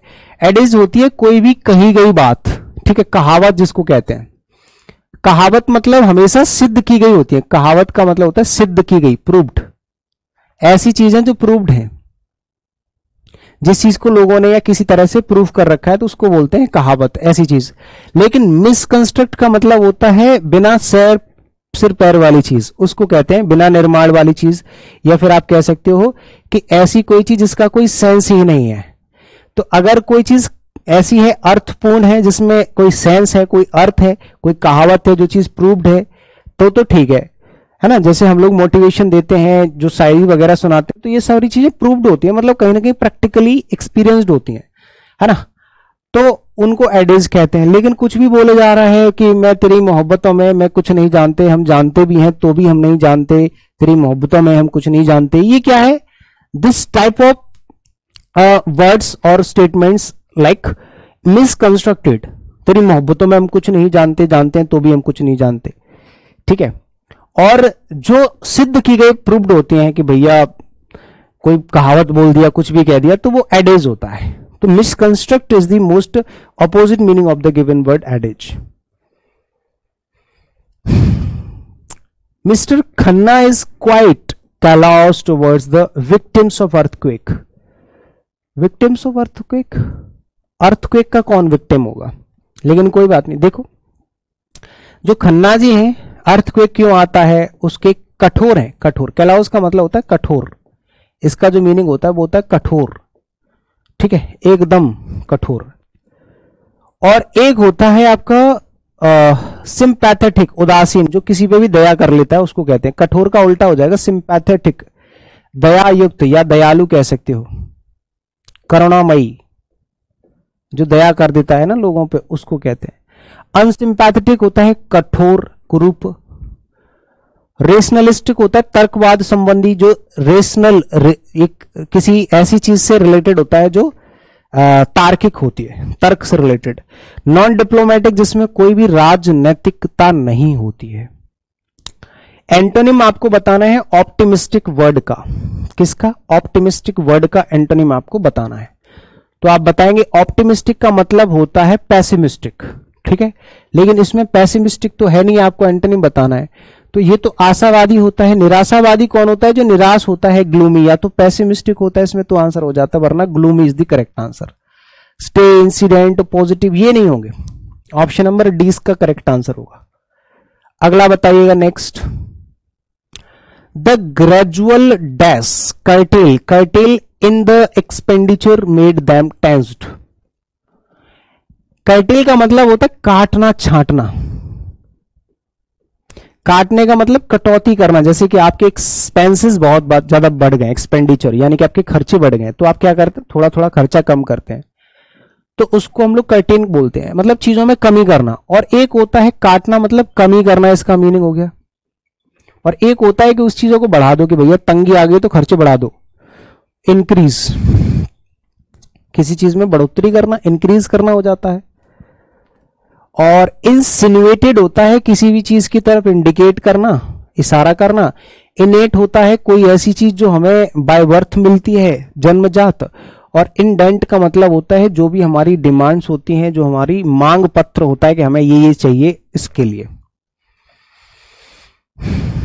अगला बताएंगे नेक्स्ट है आपका लिली लिवर्ड, एक ऐसा व्यक्ति जिसका लिवर, लिवर मतलब जिसका जिगरा जो है वो लिली है, मतलब बहुत ही नाजुक है, बच्चों जैसा। अब यहां से आपके इडियम्स स्टार्ट हो रहे हैं। अभी तक आपने वोकैबुलरी में सिनोनिम्स और एंटोनिम्स के क्वेश्चंस कर लिए, अब इडियम्स और वन वर्ड्स, मतलब 7 क्वेश्चन आपके सिनोनिम के, 7 एंटोनिम के, 7 वन वर्ड के और 7 किसके? इडियम्स के। तो ये आपके और 7 स्पेल्ट के, मिस स्पेल्ट के। तो ये टोटल कितने क्वेश्चंस हो जाएंगे? 7 क्वेश्चन करके, इसमें मिस स्पेल्ट भी है, तो इसमें टोटल क्वेश्चंस हो जाएंगे 35, जिसमें आपके synonyms, antonyms, miss spelt, idioms and one word सब कुछ होगा। तो लिली लिवर्ड का मतलब होता है जिसका बच्चों जैसा हृदय होता है, मतलब ज्यादा ही डरपोक आदमी होता है, उसको बोलते हैं नॉट ब्रेव, ये बहुत ज्यादा बहादुर नहीं है ना, उसको कहते हैं। Puja tried to explain the problems but soon she tried herself up in the notes. ये एक इडियम होता है, ट्राई समवन और try one self up in the notes का मतलब क्या होता है, इसका आपको मीनिंग ढूंढना है इडियम का। ये इडियम है try one self up in the notes. Note मतलब होती है गांठें, गांठ मतलब उलझने। अगर आप अपने आप को किसी भी चीज की वजह से उलझनों में डाल लेते हो तो इसको आप क्या कहोगे? Be force to explain your actions, है become very confused when you are trying to explain something, make no progress in an argument or a discussion, या won't modify an opinion or agree to even small changes that another person। यही होता है अपने आप को और ज्यादा confused कर लेना, become very confused, है ना। जब भी आप चीजों को एक्सप्लेन करने की कोशिश करते हैं तो आप अपने आप को और ज्यादा उलझनों में पाते हो। टू किक द बकेट का मतलब क्या होता है? किक द बकेट मतलब किक द बकेट, एक तो होता है हिट द शेक होता है सोने जाना, ठीक है, हिट द शेक। और एक होता है किक द बकेट, इसका मतलब होता है आपका मर जाना, to die. Kick the bucket का मतलब होता है मर जाना।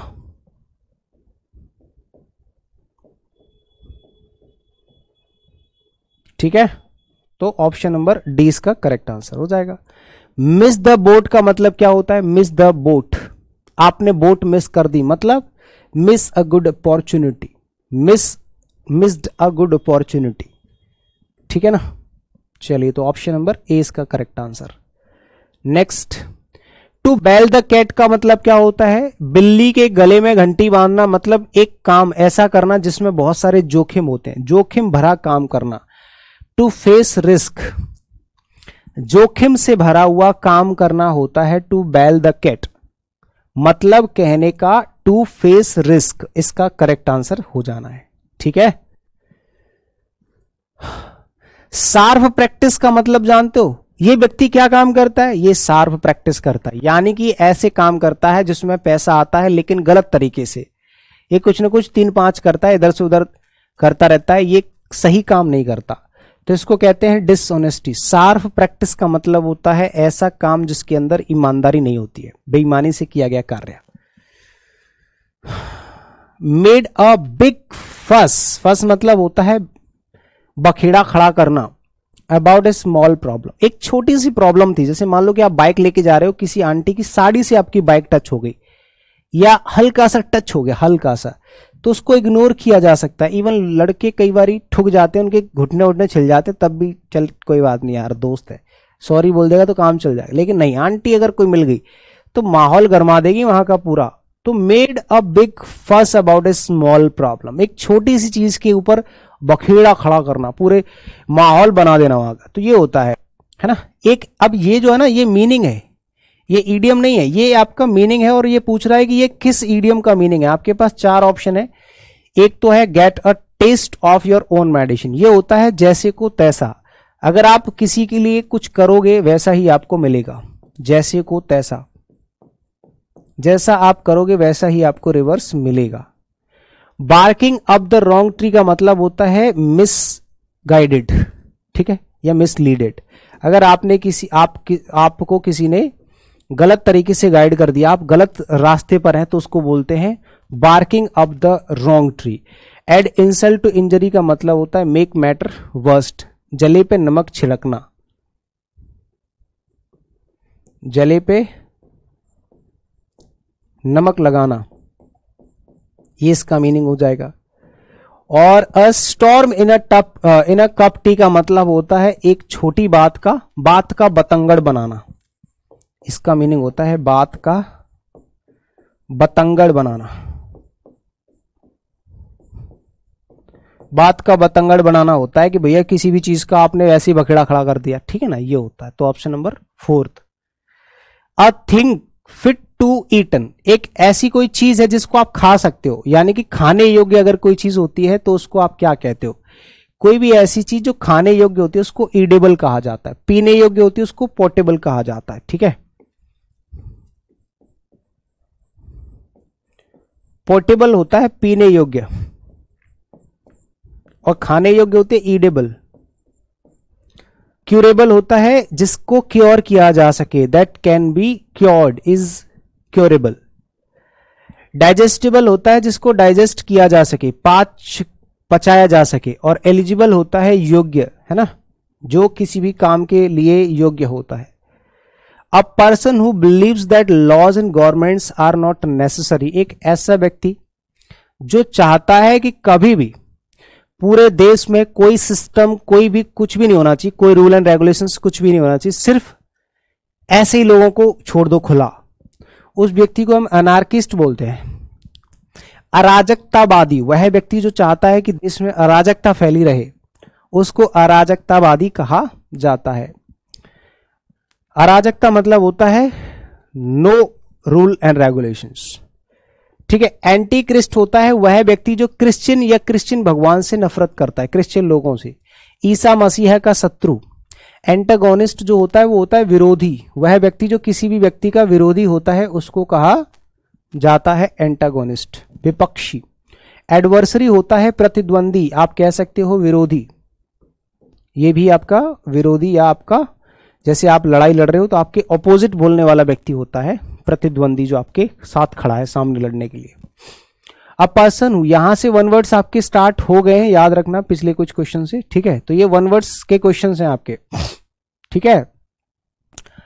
अब person who hates and avoids other people, एक ऐसा व्यक्ति जो दूसरे लोगों से नफरत करता है, लोग ही लोगों से नफरत कर रहा है, मतलब पर्सन ही पर्सन से नफरत कर रहा है। एक इंसान दूसरे इंसान से नफरत करता है, उस व्यक्ति को हम बोलते हैं मिसैंथ्रोपिस्ट, मानव द्वेषी, मानव जाति का ही द्वेषी है, ठीक है, उसको मिसैंथ्रोप बोलते हैं, मानव द्वेषी। और एक होता है फिलैंथ्रोपिस्ट जो मानव प्रेमी होता है,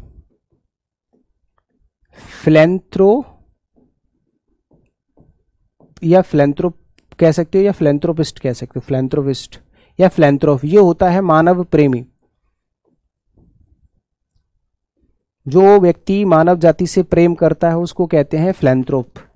हर्मिट कौन होता है? एकांतवासी वह व्यक्ति जो एकांत में बिलीव करता है, एकांत समय जो गुजारता है।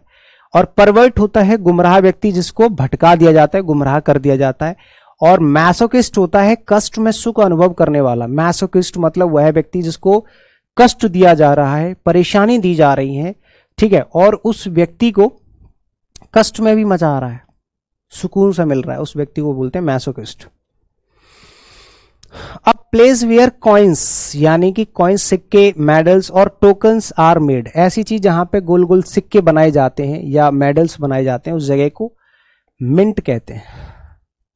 मिंट मतलब होता है टकसाल, मिंट मतलब टकसाल बोलते हैं जहां पे सिक्के ढाले जाते हैं। हैंगर जो होता है HANGAR, ठीक है, ये होता है हैंगर जिसमें विमान या जहाज रखे जाते हैं, हवाई जहाज, और एक होता है हैंगर।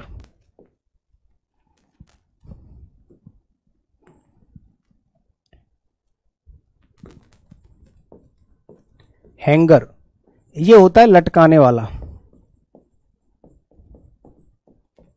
वो होता है हैंग करने वाला, हैंगर, ठीक है ना। और हच होता है पिंजरा जिसमें छोटे छोटे पक्षियों को या फिर किसी छोटे से जानवर को, पिल्ला विल्ला जो होता है ना, पप्पी वप्पी, उनको रखते हैं। और मोनेस्ट्री होता है बौद्ध लोगों का मठ, पूजा करने की स्थान। अ पर्सन हु अबंडेंस रिलीजन, एक ऐसा व्यक्ति जो अपने धर्म को ही त्याग देता है उसको हम धर्म त्यागी कहते हैं। इंग्लिश में उसको एपोस्टेट कहा जाता है। एपोस्टेट मतलब धर्म त्यागी व्यक्ति, ठीक है, धर्म त्यागी जो अपने धर्म को ही त्याग देता है। प्रीस्ट पुजारी होता है। ईगोटिस्ट होता है जिसके अंदर अहंकार होता है। और एथिस्ट होता है नास्तिक, जिसके अंदर, है ना, जो नास्तिक होता है, जो भगवान को नहीं मानता।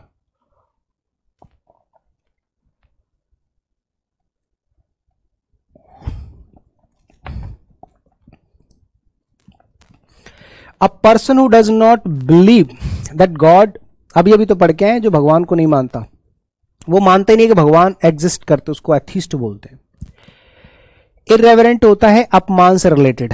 देखो रेवरेंस एक शब्द होता है, ठीक है, रेवरेंस मतलब नाउन, ये होता है सम्मान,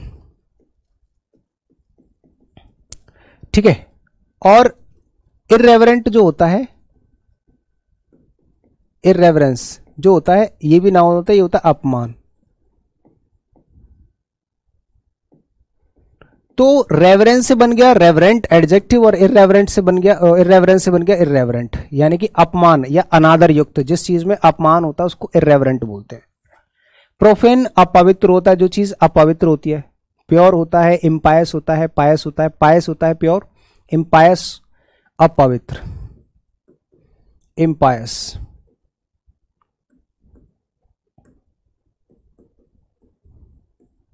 ब्लास्फेमी होती है ईश्वर निंदा, ईश्वर की निंदा, भगवान की जो निंदा होती है उसको कहते हैं ब्लास्फेमी। अ बुक और set of books given information about all areas of knowledge. देखो एक ऐसी किताब या ऐसी कोई चीज जिसमें बहुत सारी बुक्स हैं, एक ऐसी जगह है जिसमें बहुत सारी किताबें हैं, या कोई एक किताब जिसमें एक पर्टिकुलर चीज की डिटेल में जानकारी लिखी होती है, उसको एनसाइक्लोपीडिया कहते हैं। Wikipedia, encyclopedia. तो एनसाइक्लोपीडिया मतलब कि अगर आपको इस चीज के बारे में जानकारी लेनी है तो जाके एनसाइक्लोपीडिया पढ़ो, उसमें आपको सब कुछ मिल जाएगा कि वहां पे क्या होता है, कैसे होता है। डिक्शनरी में सिर्फ वर्ड मीनिंग्स होते हैं। वॉल्यूम तो किसी भी चीज का वॉल्यूम 1, वॉल्यूम 2 एक एडिशन होता है, ठीक है ना, हाँ, एक एडिशन होता है। अगला बताओ। और एंथोलॉजी होता है संकलन। एंथोलॉजी एक वो होती है बुक पर्टिकुलर। यहां से आपके क्वेश्चन स्टार्ट हो रहे हैं स्पेलिंग टेस्ट के, ठीक है, या तो रॉन्गली स्पेल्ड या करेक्टली स्पेल्ड। जरा ध्यान से देखिएगा। The village beggars no longer ill eat, ये पूरा सेंटेंस है, इसमें से 4 वर्ड निकाल दिए, एक तो असाइंड, अप्रेंटाइसेस, बैगर्स और ग्लिटरिंग। ये 4 शब्द में से आपको कोई ऐसा वर्ड चूज करना है जिसकी स्पेलिंग में मिस्टेक है, इनकरेक्टली स्पेल ढूंढना है। तो देखो इसमें जो गलती है ना वो ग्लिटरिंग की गलती है, क्योंकि इसमें ग्लिटरिंग में 2 आर नहीं आते, आर एक आता है और टी 2 आते हैं, ग्लिटरिंग होता है। टी 2 आते हैं, आर एक आता है, ठीक है। इसने R 2 कर दिया है, T 1 कर दिया है, तो ग्लिटरिंग हो जाएगा, ग्लिटरिंग। ठीक है, तो ऑप्शन नंबर 4 जो होगा इसका सही जवाब हो जाएगा। इनकरेक्टली स्पेल्ड, बाकी सब सही है। ठीक है, ये इसका मीनिंग हो जाएगा चमकता हुआ। अप्रेंटाइसेस होते हैं, नौसिखिया, जो हम किसी के काम करते हैं ना, किसी के अंडर काम करते हैं, उन लोगों को अप्रेंटाइसेस बोलते हैं। बेगर्स भिखारी होते हैं, असाइंड होता है किसी चीज को सौंप दिया, असाइन कर दिया। दे डिनाइड हैविंग एनी एसोसिएशन, यहां पे आपको करेक्ट स्पेलिंग ढूंढनी है एसोसिएशन की, यानी कि ये जो स्पेलिंग है ये गलत है ही है, इसके साथ साथ इन चारों ऑप्शंस में से भी 3 गलत होंगी, एक सही होगी, तो आपको वो वाली स्पेलिंग चूज करनी है जो सही है। तो एसोसिएशन में 2 एस आते हैं, यानी कि ऑप्शन नंबर ए हट गया। 2 एस आते हैं मतलब ये भी हट गया। 2 एस आते हैं, 2 एस आते हैं, लेकिन आगे जो है ना सी आता है ना कि एस आता है, तो SIATION नहीं होता, CITION होता है। एसोसिएशन मतलब संगठन होता है। ठीक है ना, तो option number 4 is the correct answer. Identify the correct the incorrect, identify and correct the incorrect, एक तो ढूंढना है और उसको करेक्ट भी करना है, दोनों चीज करनी है। इस पूरे सेंटेंस में से 4 वर्ड निकाले, एक तो फ्लोरल है, एक स्टैचू है, एक ट्रिब्यूट्स है और एक होस्टिंग है। इन चारों, इस पूरे कॉन्टेक्स्ट में से, ये बहुत प्यारा सवाल है CGL 2023 का, SSC CGL 14 जुलाई 2023 सेकंड शिफ्ट का सवाल है। इसमें क्या है, होस्टिंग शब्द लिखा गया, होस्टिंग। अब ये जो होस्टिंग शब्द है ये गलत नहीं है, सही है, बट कॉन्टेक्स्ट के हिसाब से गलत होता है। देखो, होस्ट करने का मतलब क्या होता है, होस्टिंग का मतलब होता है मेहमान नवाजी करना एक तरीके से। ठीक है, स्वागत सत्कार करना। ठीक है, होस्टिंग का मतलब होता है स्वागत करना, तो वो कॉन्टेक्स्ट के हिसाब से सूटेबल नहीं है। बाकी स्पेलिंग में मिस्टेक नहीं है, ये कह रहा है कि आप पहले तो आइडेंटिफाई करो उस वर्ड को जो गलत है कॉन्टेक्स्ट के अकॉर्डिंग, और उसको सही भी करना है कि इसकी जगह क्या आएगा। तो फ्लोरल भी सही है, स्टैचू सही है, ट्रिब्यूट भी सही है, होस्टिंग भी सही है, बट होस्टिंग की जगह हम होस्टिंग करेंगे। एक शब्द होता है होस्टिंग, होस्टिंग का मतलब होता है झंडा फहराना, फहराना इसका मीनिंग होता है, क्या होता है, फहराना, ऊंचा करना या फहराना। ये स्पेशली फ्लैग के लिए ना, फ्लैग के लिए हमेशा होइस्ट वर्ड इस्तेमाल करा जाता है, होइस्टिंग। ठीक है, होइस्टिंग, HOISTING, फहराना इसका मतलब होता है। ट्रिब्यूट होता है श्रद्धांजलि देना। फ्लोरल होता है फूल, फूल से related, relating to flower is floral. एक और क्वेश्चन देखो, क्लास आज तो बहुत लंबी पड़ गई है ना, 2 घंटे की क्लास जाएगी लगभग। तो identify the incorrectly spelled word, जहां से आपके 4 ऑप्शन ले लिए गए हैं, एक तो स्पॉन्टेनिटी, एक इंस्टेंटेनियसली, एक ब्रेनस्टॉर्म ले लिया, एक एक्सटेम्पर ले लिया। इनमें से ऐसा कौन सा शब्द है जिसकी स्पेलिंग में गड़बड़ी है? तो देखो, स्पॉन्टेनिटी की स्पेलिंग गलत है, बाकी सब तो सही है। इंस्टेंटली क्या है, इंस्टेंटेनियसली ठीक है, ब्रेनस्टॉर्म भी ठीक है, एक्सटेम्पर भी ठीक है, बिना सोचे समझे। लेकिन स्पॉन्टेनिटी में NEIT होता है, स्पॉन्टेनिटी में NEIT होता है। ठीक है, तो ऑप्शन नंबर आपका डी इसका करेक्ट आंसर हो जाएगा। SPONTANEIT, स्पॉन्टेनिटी का मतलब होता है सहजता, और स्पॉन्टेनियसली होता है स्वाभाविक रूप से, सरलता से। ब्रेनस्टॉर्म होता है ब्रेन का मंथन करना, स्टॉर्म मतलब इसको खंगालना, मंथन करना, सोचना एक तरीके से। एक्सटेम्पर होता है बिना सोचे समझे, अचिंतित। और इंस्टेंटेनियसली होता है तत्काल, इंस्टेंट से रिलेटेड है, तुरंत। एक होता है आपका यहां से इम्प्लीमेंटेशन, एक शब्द है इम्प्लीमेंटेशन, तो इस इम्प्लीमेंटेशन का करेक्टली स्पेल्ड वर्ड ढूंढना है। और 4 ऑप्शन है, इसमें से 3 गलत हैं, एक सही है। तो देखो, इम्प्लीमेंटेशन में PLA तो ठीक है, बस SION नहीं होता, TION होता है, लेकिन LI नहीं होता, LI नहीं होता, ये भी गलत, ये भी गलत। ये सही है, ये सही है, बट इसमें TION है, इसमें भी TION है। मेंटेशन होता है, MANTAN नहीं होता, MEN होता है। तो मतलब ऑप्शन नंबर C इसका परफेक्ट आंसर हो जाना है, इम्प्लीमेंटेशन। ठीक है ना, इसका आंसर C हो जाना है। अगला बताओ, यहां से भी आपके 4 वर्ड्स को अंडरलाइन कर लिया गया है। इन 4 वर्ड्स को अंडरलाइन करके यहां पे क्या कर दिया, लिख दिया कि इनमें से कौन सा ऐसा वर्ड है जिसकी स्पेलिंग में कोई मिस्टेक है। ठीक है, तो इंट्रोवर्ट सही है, टिमिड सही है, एडोलसेंस गलत है, बाकी सब सही है, क्योंकि एडोलसेंस में SCE होता है और E होता है, LE होता है, SCE एडोलसेंस और एडोलसेंट, ठीक है, किशोर अवस्था और किशोर, ठीक है, एडोलसेंस होता है किशोर अवस्था, मतलब जवानी से नीचे का जो स्तर होता है ना, जैसे कि 18, 19, 20 साल के जो लोग होते हैं ये किशोर होते हैं, 25 से 30 के बीच में जवान होते हैं, 30 के पार जब जाता है तो सीनियर सिटीजन होते हैं, और जो 70-80 के बाद जाते हैं तब वो बुजुर्ग होते हैं, ठीक है, या 60 प्लस जाते हैं, 70 प्लस जाते हैं, वो बुजुर्ग होते हैं, वृद्ध, ओल्ड एज। एक लास्ट क्वेश्चन है इनकरेक्टली स्पेल्ड वर्ड का, डिसीव्ड, रिसीव्ड, और देखो जब भी सीव वाला साउंड कभी आपको दिखाई देता है, मैं आपको पहले भी करा चुका हूं, जो सीव साउंड होता है ना वो एस या सी जो भी आप लगाते हो, सी उसके बाद ई पहले आता है, आई बाद में आता है, ठीक है, और वो क्या करेगा, आई ई लिख के देगा, ये गलत और ये सही होता है। सीव साउंड जिस वर्ड में आता है, जैसे डिसीव है तो सही है ना, रेसिस्टेंस है, परसीव है, कंसीव है, लेकिन लीव, चीव ये होगा उसमें आई पहले आता है, जैसे लीव या चीव जो भी होता है, ठीक है, इसमें क्या होता है, इसमें आई पहले आता है और ई बाद में आता है, समझ गए। तो ऑप्शन नंबर कौन सा सही हो जाएगा, बी वाला, क्योंकि इसमें रिसीप्ट जो होगा ना, रसीद, उसमें ई पहले आएगा, यहां पे लिखा हुआ है देख लो। ये आपके 80 क्वेश्चंस कंप्लीट हो गए, 80। अब हम क्या करेंगे, इसके बाद आपका पूरा सेक्शन कंप्लीट हो गया, ग्रामेटिकल, वोकैबुलरी, सब कुछ। अब बारी है आपके कॉम्प्रिहेंशन की, क्लोज टेस्ट। तो चलो शुरू करते हैं। हाउस द जोश, जल्दी से बताओ फटाफट, मेरी तो आवाज नहीं निकल रही क्योंकि मुझे जुकाम हो रखा है, लेकिन जोश अंदर से बराबर है, मैं अभी 2-4 घंटे और पढ़ा सकता हूं लगातार। लेकिन आप तो चुपचाप बैठे हो, आपको कोई कष्ट करने की जरूरत नहीं है, हाँ भाई। चलो बताओ फटाफट से, पहला क्वेश्चन आपके सामने है। अभी क्वेश्चन के ऑप्शंस आपको नहीं मिलेंगे, सबसे पहले क्लोज टेस्ट मैंने आपके सामने रख दिया, ठीक है। क्लोज टेस्ट को थोड़ा सा आप नजरों से पढ़ लो और सीधे क्वेश्चन की तरफ चल दो, क्योंकि हम क्लोज टेस्ट एक ऐसा सेक्शन होता है जिसको आप पढ़ते पढ़ते भी आंसर लगा सकते हो, यानी कि क्वेश्चंस ऑप्शन के साथ साथ में भी आप क्वेश्चन को टिक कर सकते हो, ठीक है ना। तो ऐसा सोचने वाली कोई बहुत बड़ी बात नहीं है कि इसमें कोई परेशानी वाली बात है, ठीक है ना। चलो तो क्वेश्चंस के मैं ऑप्शन देता हूं। सबसे पहला सवाल है, क्वेश्चन नंबर 81 है, और 1 मतलब 1, ठीक है ना, 81 मतलब 1।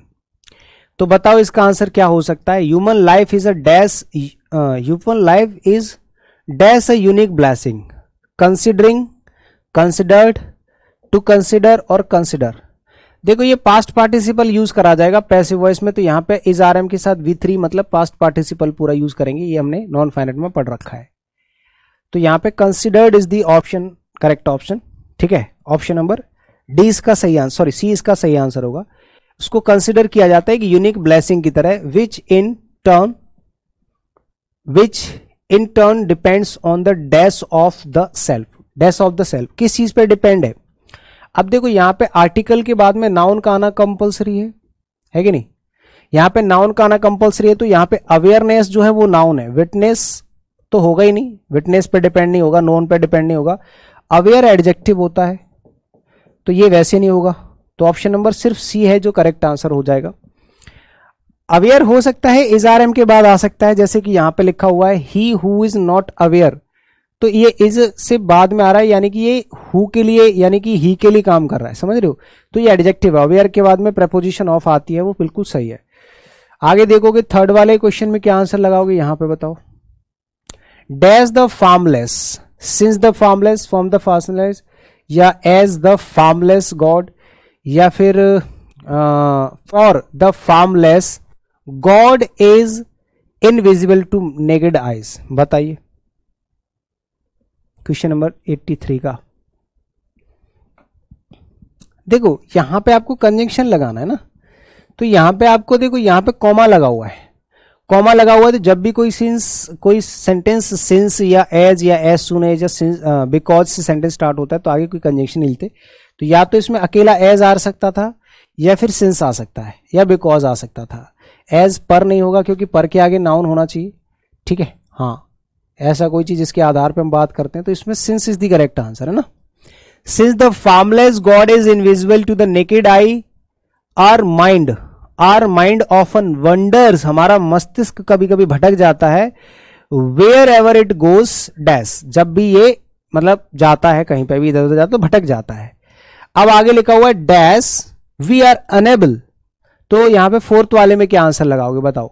As a result we are unable to develop any love, as a reaction, as a reason, as a causing. As a result, जो कुछ भी हम देखते हैं जो इनविजिबल नेकेड आई से हमें दिखता नहीं है, भगवान जी, लोग कहते हैं ना कि भगवान को नहीं मानते, क्योंकि वो इसलिए नहीं मानते क्योंकि उन्होंने भगवान को देखा नहीं, यार किसी ने नहीं देखा। और ये जो लोग मानते हैं वो ये कहते हैं कि भाई भगवान ऐसे ही नेकेड आई से नहीं दिखते, अंतर ध्यान लगाना पड़ता है उसके लिए, है ना। तो जब हम ऐसा हमारा दिमाग भटक जाता है तो उसका रिजल्ट क्या होता है, as a result we are unable to develop any love for the divine, इसीलिए हम दैवीय शक्तियों के प्रति अपना प्रेम नहीं दिखा पाते, इसलिए ऐसा पॉसिबल नहीं हो पाता है। तो as a result is the correct answer. And religion, और जो धर्म होते हैं, like the white light of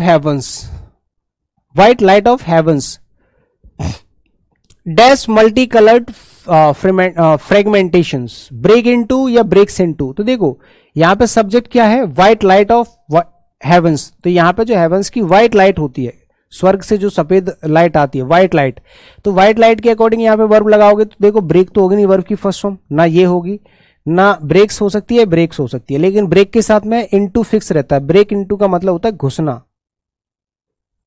बिना इजाजत के घुस जाना, ठीक है, या टूट जाना भी होता है, ठीक है।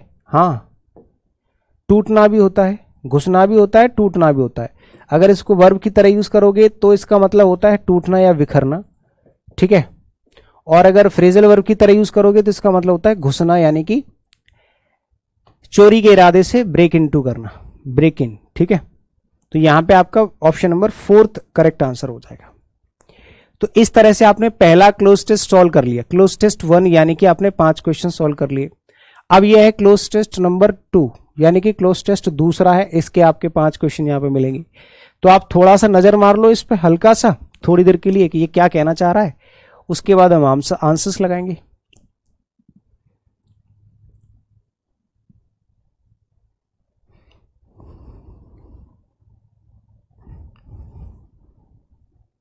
बताओ भाई, चलो शुरू करते हैं अपनी कहानी। पहला क्वेश्चन आपके सामने है, select the most appropriate option to fill in the blank number 1। अब पहले वाले ब्लैंक में आपको क्या भरना है, क्वेश्चन नंबर 86 है। बताइए, the sun is the star at the centre of dash solar system. Typical solar system, huge solar system या the solar system? The solar system हो जाएगा, क्योंकि सोलर सिस्टम एक ही है और पूरा संसार का, तो वो डेफिनेट आर्टिकल है, तो हम यहां पे और कुछ नहीं लगा सकते। सोलर सिस्टम के एकदम सेंटर में है सन, ठीक है। अब आगे लिखा हुआ है, it is a nearly perfect ball, ये एक तरीके से लगभग परफेक्ट एक बॉल है, ऑफ हॉट प्लाज्मा, जिसमें एक बहुत सारी आग भरी हुई है। द सन हैज इंस्पायर्ड, जो सन है उसने इंस्पायर कर दिया है, अस, हमको, सिंस एंशियंट टाइम्स, प्राचीन समय से ही। इट इज सेंट्रल, ये सेंट्रल है टू मिथोलॉजी, मिथोलॉजी का, यानी कि ये सेंट्रल है, मैथोलॉजी मतलब जो भी हमारी मिथोलॉजी है, पुराण है उनमें, एंड रिलीजन, और हमारे धर्मों में लोग कुछ भगवान मानते हैं, कुछ कुछ मानते हैं। इन डैश, तो इन कल्चर्स हो जाएगा, अलग अलग कल्चर्स में, जैसे हिंदू लोग ये अपना धर्म मानते हैं तो वो अपना भगवान मानते हैं, कुछ लोग अपना ईस्ट मानते हैं, कुछ और मानते हैं, तो वो अपने अपने कल्चर्स में इनको, रिलीजियंस में या कहीं पे भी माना जाता है इनको, मैथोलॉजी में इनको सेंटर माना जाता है कि इसके बिना कुछ भी नहीं है ना। जैसे नदियों को भी मान लेते हैं कि इनके बिना हमारा जीवन यापन नहीं हो पाएगा, ऐसे ही। It keeps our planet warm enough for living things to grow, ये हमारे प्लेनेट को यानी कि धरती को गर्म रखता है, जिससे चीजें ग्रो होती रहती हैं, ठीक है ना। इट गिव्स अस लाइट, ये हमें लाइट देते हैं, सो वी कैन सी, जो चीजों को हम देख सकते हैं। It is by far the most important dash, ये बहुत दूर होता है चीजों से, किससे? Most important dash of energy of life. ये एक तरीके से बाय फार, मतलब एक तरीके से एक एनर्जी का डैश है, एनर्जी का सोर्स होगा भाई, गैस्चर थोड़े ना होगा, सोर्स ऑफ एनर्जी होगा, सिंपल सी बात है, सिंबल ऑफ एनर्जी नहीं, source of energy of life on earth, for life on earth. अगर धरती पर आप लाइफ चाहते हैं तो ये सोर्स ऑफ एनर्जी है, इसके बिना लाइफ ही नहीं है। It is about 100 times wide as wide, ये 100 टाइम्स एज वाइड मतलब 100 टाइम चौड़ा हो सकता है, किससे, डैश द अर्थ, अर्थ से। तो एज वाइड एज, भाई पॉजिटिव डिग्री है, एज वाइड एज होगा, एज सिंपल सी बात है। तो यहां पे ऑप्शन नंबर 20 का करेक्ट आंसर हो जाएगा। ये धरती की अपेक्षा में 100 गुना से भी ज्यादा चौड़ा है आकार में। आगे देखोगे, यहां से पढ़ना शुरू करो। Things wouldn't occur like photosynthesis और the presence of oxygen which would have caused no dash of life. इनकी वजह से और क्या होता है, if there were no sun, अगर सन नहीं होता तो इससे फोटोसिंथेसिस नहीं होगा।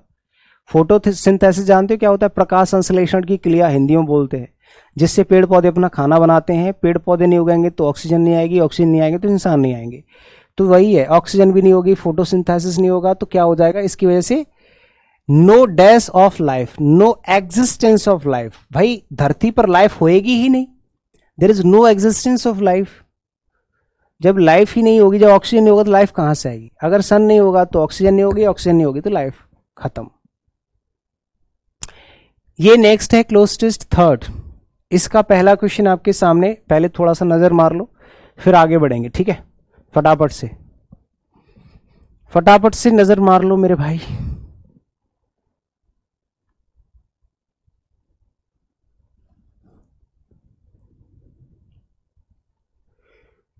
जल्दी से इस क्वेश्चन का आंसर बताएंगे फटाफट से। चलो, इसका करेक्ट आंसर क्या होगा।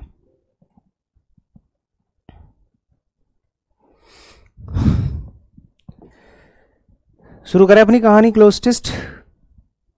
चलो, पहला ऑप्शन आपके सामने है, पहला क्वेश्चन आपके सामने, ठीक है ना। इसका आंसर बताओ जल्दी।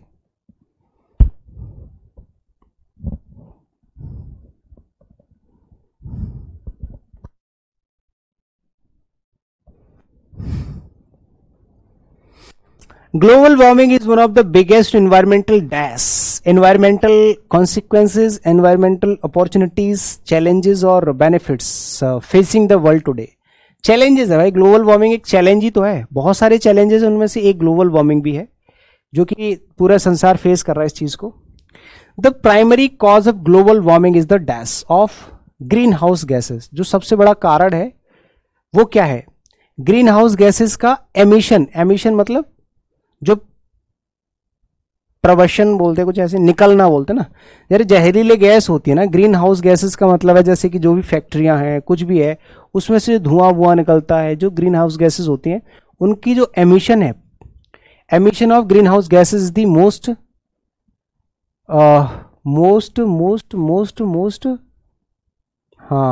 नहीं मतलब प्राइमरी कॉज है, ये क्या है, सबसे बड़ा कारण है। तो emission is the correct answer, ठीक है। एब्जॉर्प्शन या रिफ्लेक्शन या कंडक्शन नहीं होगा, एमिशन होता है, एमिशन निकलना होता है किसी भी चीज का। थर्ड वाले ऑप्शन में आप क्या लगाओगे, जैसे यहां पे लिखा हुआ है दीज गैसेस ट्रैप हीट। ये जो गैसेस है वो क्या करती है, हीट प्रोड्यूस करती हैं फ्रॉम द सन, वो वहां से सन हीट खींचती हैं, causing the earth temperature to rise, ठीक है। The dash effect of global warming are wide spread and biodiversity. मतलब ये जो ग्लोबल वार्मिंग का जो इफेक्ट है, कैसा इफेक्ट है, नेगेटिव इफेक्ट या पॉजिटिव इफेक्ट या न्यूट्रल इफेक्ट या नेग्लिजिबल। नेगेटिव इफेक्ट होगा ऑब्वियसली। इन ग्लोबल वार्मिंग का जो नेगेटिव इफेक्ट है वो क्या कर रहा है, बढ़ता जा रहा है, ठीक है, और है ना बायोडाइवर्सिटी बढ़ता जा रहा है, ठीक है। तो ऑप्शन नंबर ए इसका करेक्ट आंसर हो जाएगा, नेगेटिव इफेक्ट होगा obviously. Many governments and organisations have implemented, बहुत सारी गवर्नमेंट्स ने और ऑर्गेनाइजेशंस ने इस चीज को इम्प्लीमेंट किया है। Dash to reduce green houses, sanctions to reduce green houses, subsidies to reduce, subsidy तो होगा नहीं कि भाई ग्रीन हाउस को घटाने के लिए सब्सिडी दी है, रिस्ट्रिक्शंस और पॉलिसीज। तो इसमें आपका पॉलिसीज होगा, क्योंकि यहां पे देखो बहुत सारी पॉलिसीज को इंप्लीमेंट किया है कि हमने इंप्लीमेंट का मतलब होता है चीजों को अमल में लाना। अब उन्होंने कहा कि हम ये पॉलिसी लेके आ रहे हैं जिससे ग्लोबल वार्मिंग कम होगी, यानी कि हम इन ग्रीन हाउस गैसेस को क्या कर सकते हैं, कम कर सकते हैं, या ऐसा कर सकते हैं, वैसा कर सकते हैं। तो ग्रीन हाउस गैसेस का जो एमिशन है इसको घटाने के लिए उन्होंने बहुत सारी पॉलिसीज भी शो करी हैं, रिस्ट्रिक्शंस नहीं, पहले पॉलिसीज आती हैं तब रिस्ट्रिक्शंस आते हैं, ठीक है ना। However, individuals can also play a role in dash global warming by making small changes to their daily habits, such as reducing their energy consumption and driving less. अगर हम ग्लोबल वार्मिंग को कम करना चाहते हैं तो पर्टिकुलर एक individual व्यक्ति भी इसमें अपना रोल प्ले कर सकता है। कैसे कि वो एनर्जी जो है थोड़ी सी कम इस्तेमाल में लाए, है ना, और ड्राइविंग बहुत कम करे। जैसे गाड़ी कम चलाओगे तो क्या होगा, उससे धुआं कम होगा। अगर आप एनर्जी कम खर्च करोगे, जैसे कि लाइट कम खर्च करोगे, तो लाइट जहां से बनती है उसके लिए बहुत सारा हमें पोल्यूशन करना पड़ता है, आग जलती है तब ना आपकी वो होती है, बिजली प्रोड्यूस होती है। तो अगर इनमें हम कटौती करें तो भाई बहुत सारा जो है हमें कम एनर्जी की जरूरत पड़ेगी, तो हम नॉर्मली काम चला लेंगे। लेकिन नहीं, लोग एसी वेसी चलाते हैं जिसकी वजह से बहुत कुछ होता है। एक तो एसी खुद ही गैस छोड़ता है गंदी वाली, ऊपर से आपका जो एनर्जी लाइट खाता है वो ज्यादा खाता है, तो हमें ज्यादा इलेक्ट्रिसिटी की जरूरत पड़ती है। ये है क्लोज टेस्ट नंबर 4। मतलब अब हम क्लास की समाप्ति की तरफ हैं। ये आखिरी क्लोज टेस्ट है और लास्ट के 5 सवाल बचे हैं, ठीक है। सर मेरा नाम Rohit Sharma from Bakhar Jharkhand, selected in CPO but I want CGL want to do what to do. अरे बहुत अच्छी बात है, पहली बात तो आपको कॉन्ग्रेचुलेशन, बधाई। अगर आप सीजल क्रैक करना चाहते हैं तो सेम आपका जो आपने पढ़ाई करी है ना, उसको दोहराओ, प्रैक्टिस करो और थोड़ा सा उस पर ज्यादा काम करो, सीजल निकल जाएगा, कोई बड़ी चीज नहीं है, ठीक है ना, डोंट वरी। चलो पहला क्वेश्चन आपका यहाँ पे लिखा हुआ है, learning a new language can be challenging. एक नई लैंग्वेज सीखना एक चैलेंजिंग हो सकता है, but it is also dash. But के बाद अगर इधर नेगेटिव है तो उधर पॉजिटिव वर्ड आना चाहिए, है ना, opposite meaning. Insignificant negative word ये नहीं आएगा। ये कह रहा है कि एक नई लैंग्वेज सीखना चैलेंजिंग हो सकता है बट रिवॉर्डिंग भी होता है, उससे हमें सम्मान भी तो मिलता है। फॉर एग्जाम्पल अगर आप अभी इंग्लिश सीख रहे हो, पढ़ाई करना चैलेंजिंग हो सकता है बट रिवॉर्डिंग भी तो होगा। जब आप सक्सेस हो जाओगे, जब आपको जॉब मिल जाएगी तो लोग आपकी तारीफ करेंगे, है कि नहीं।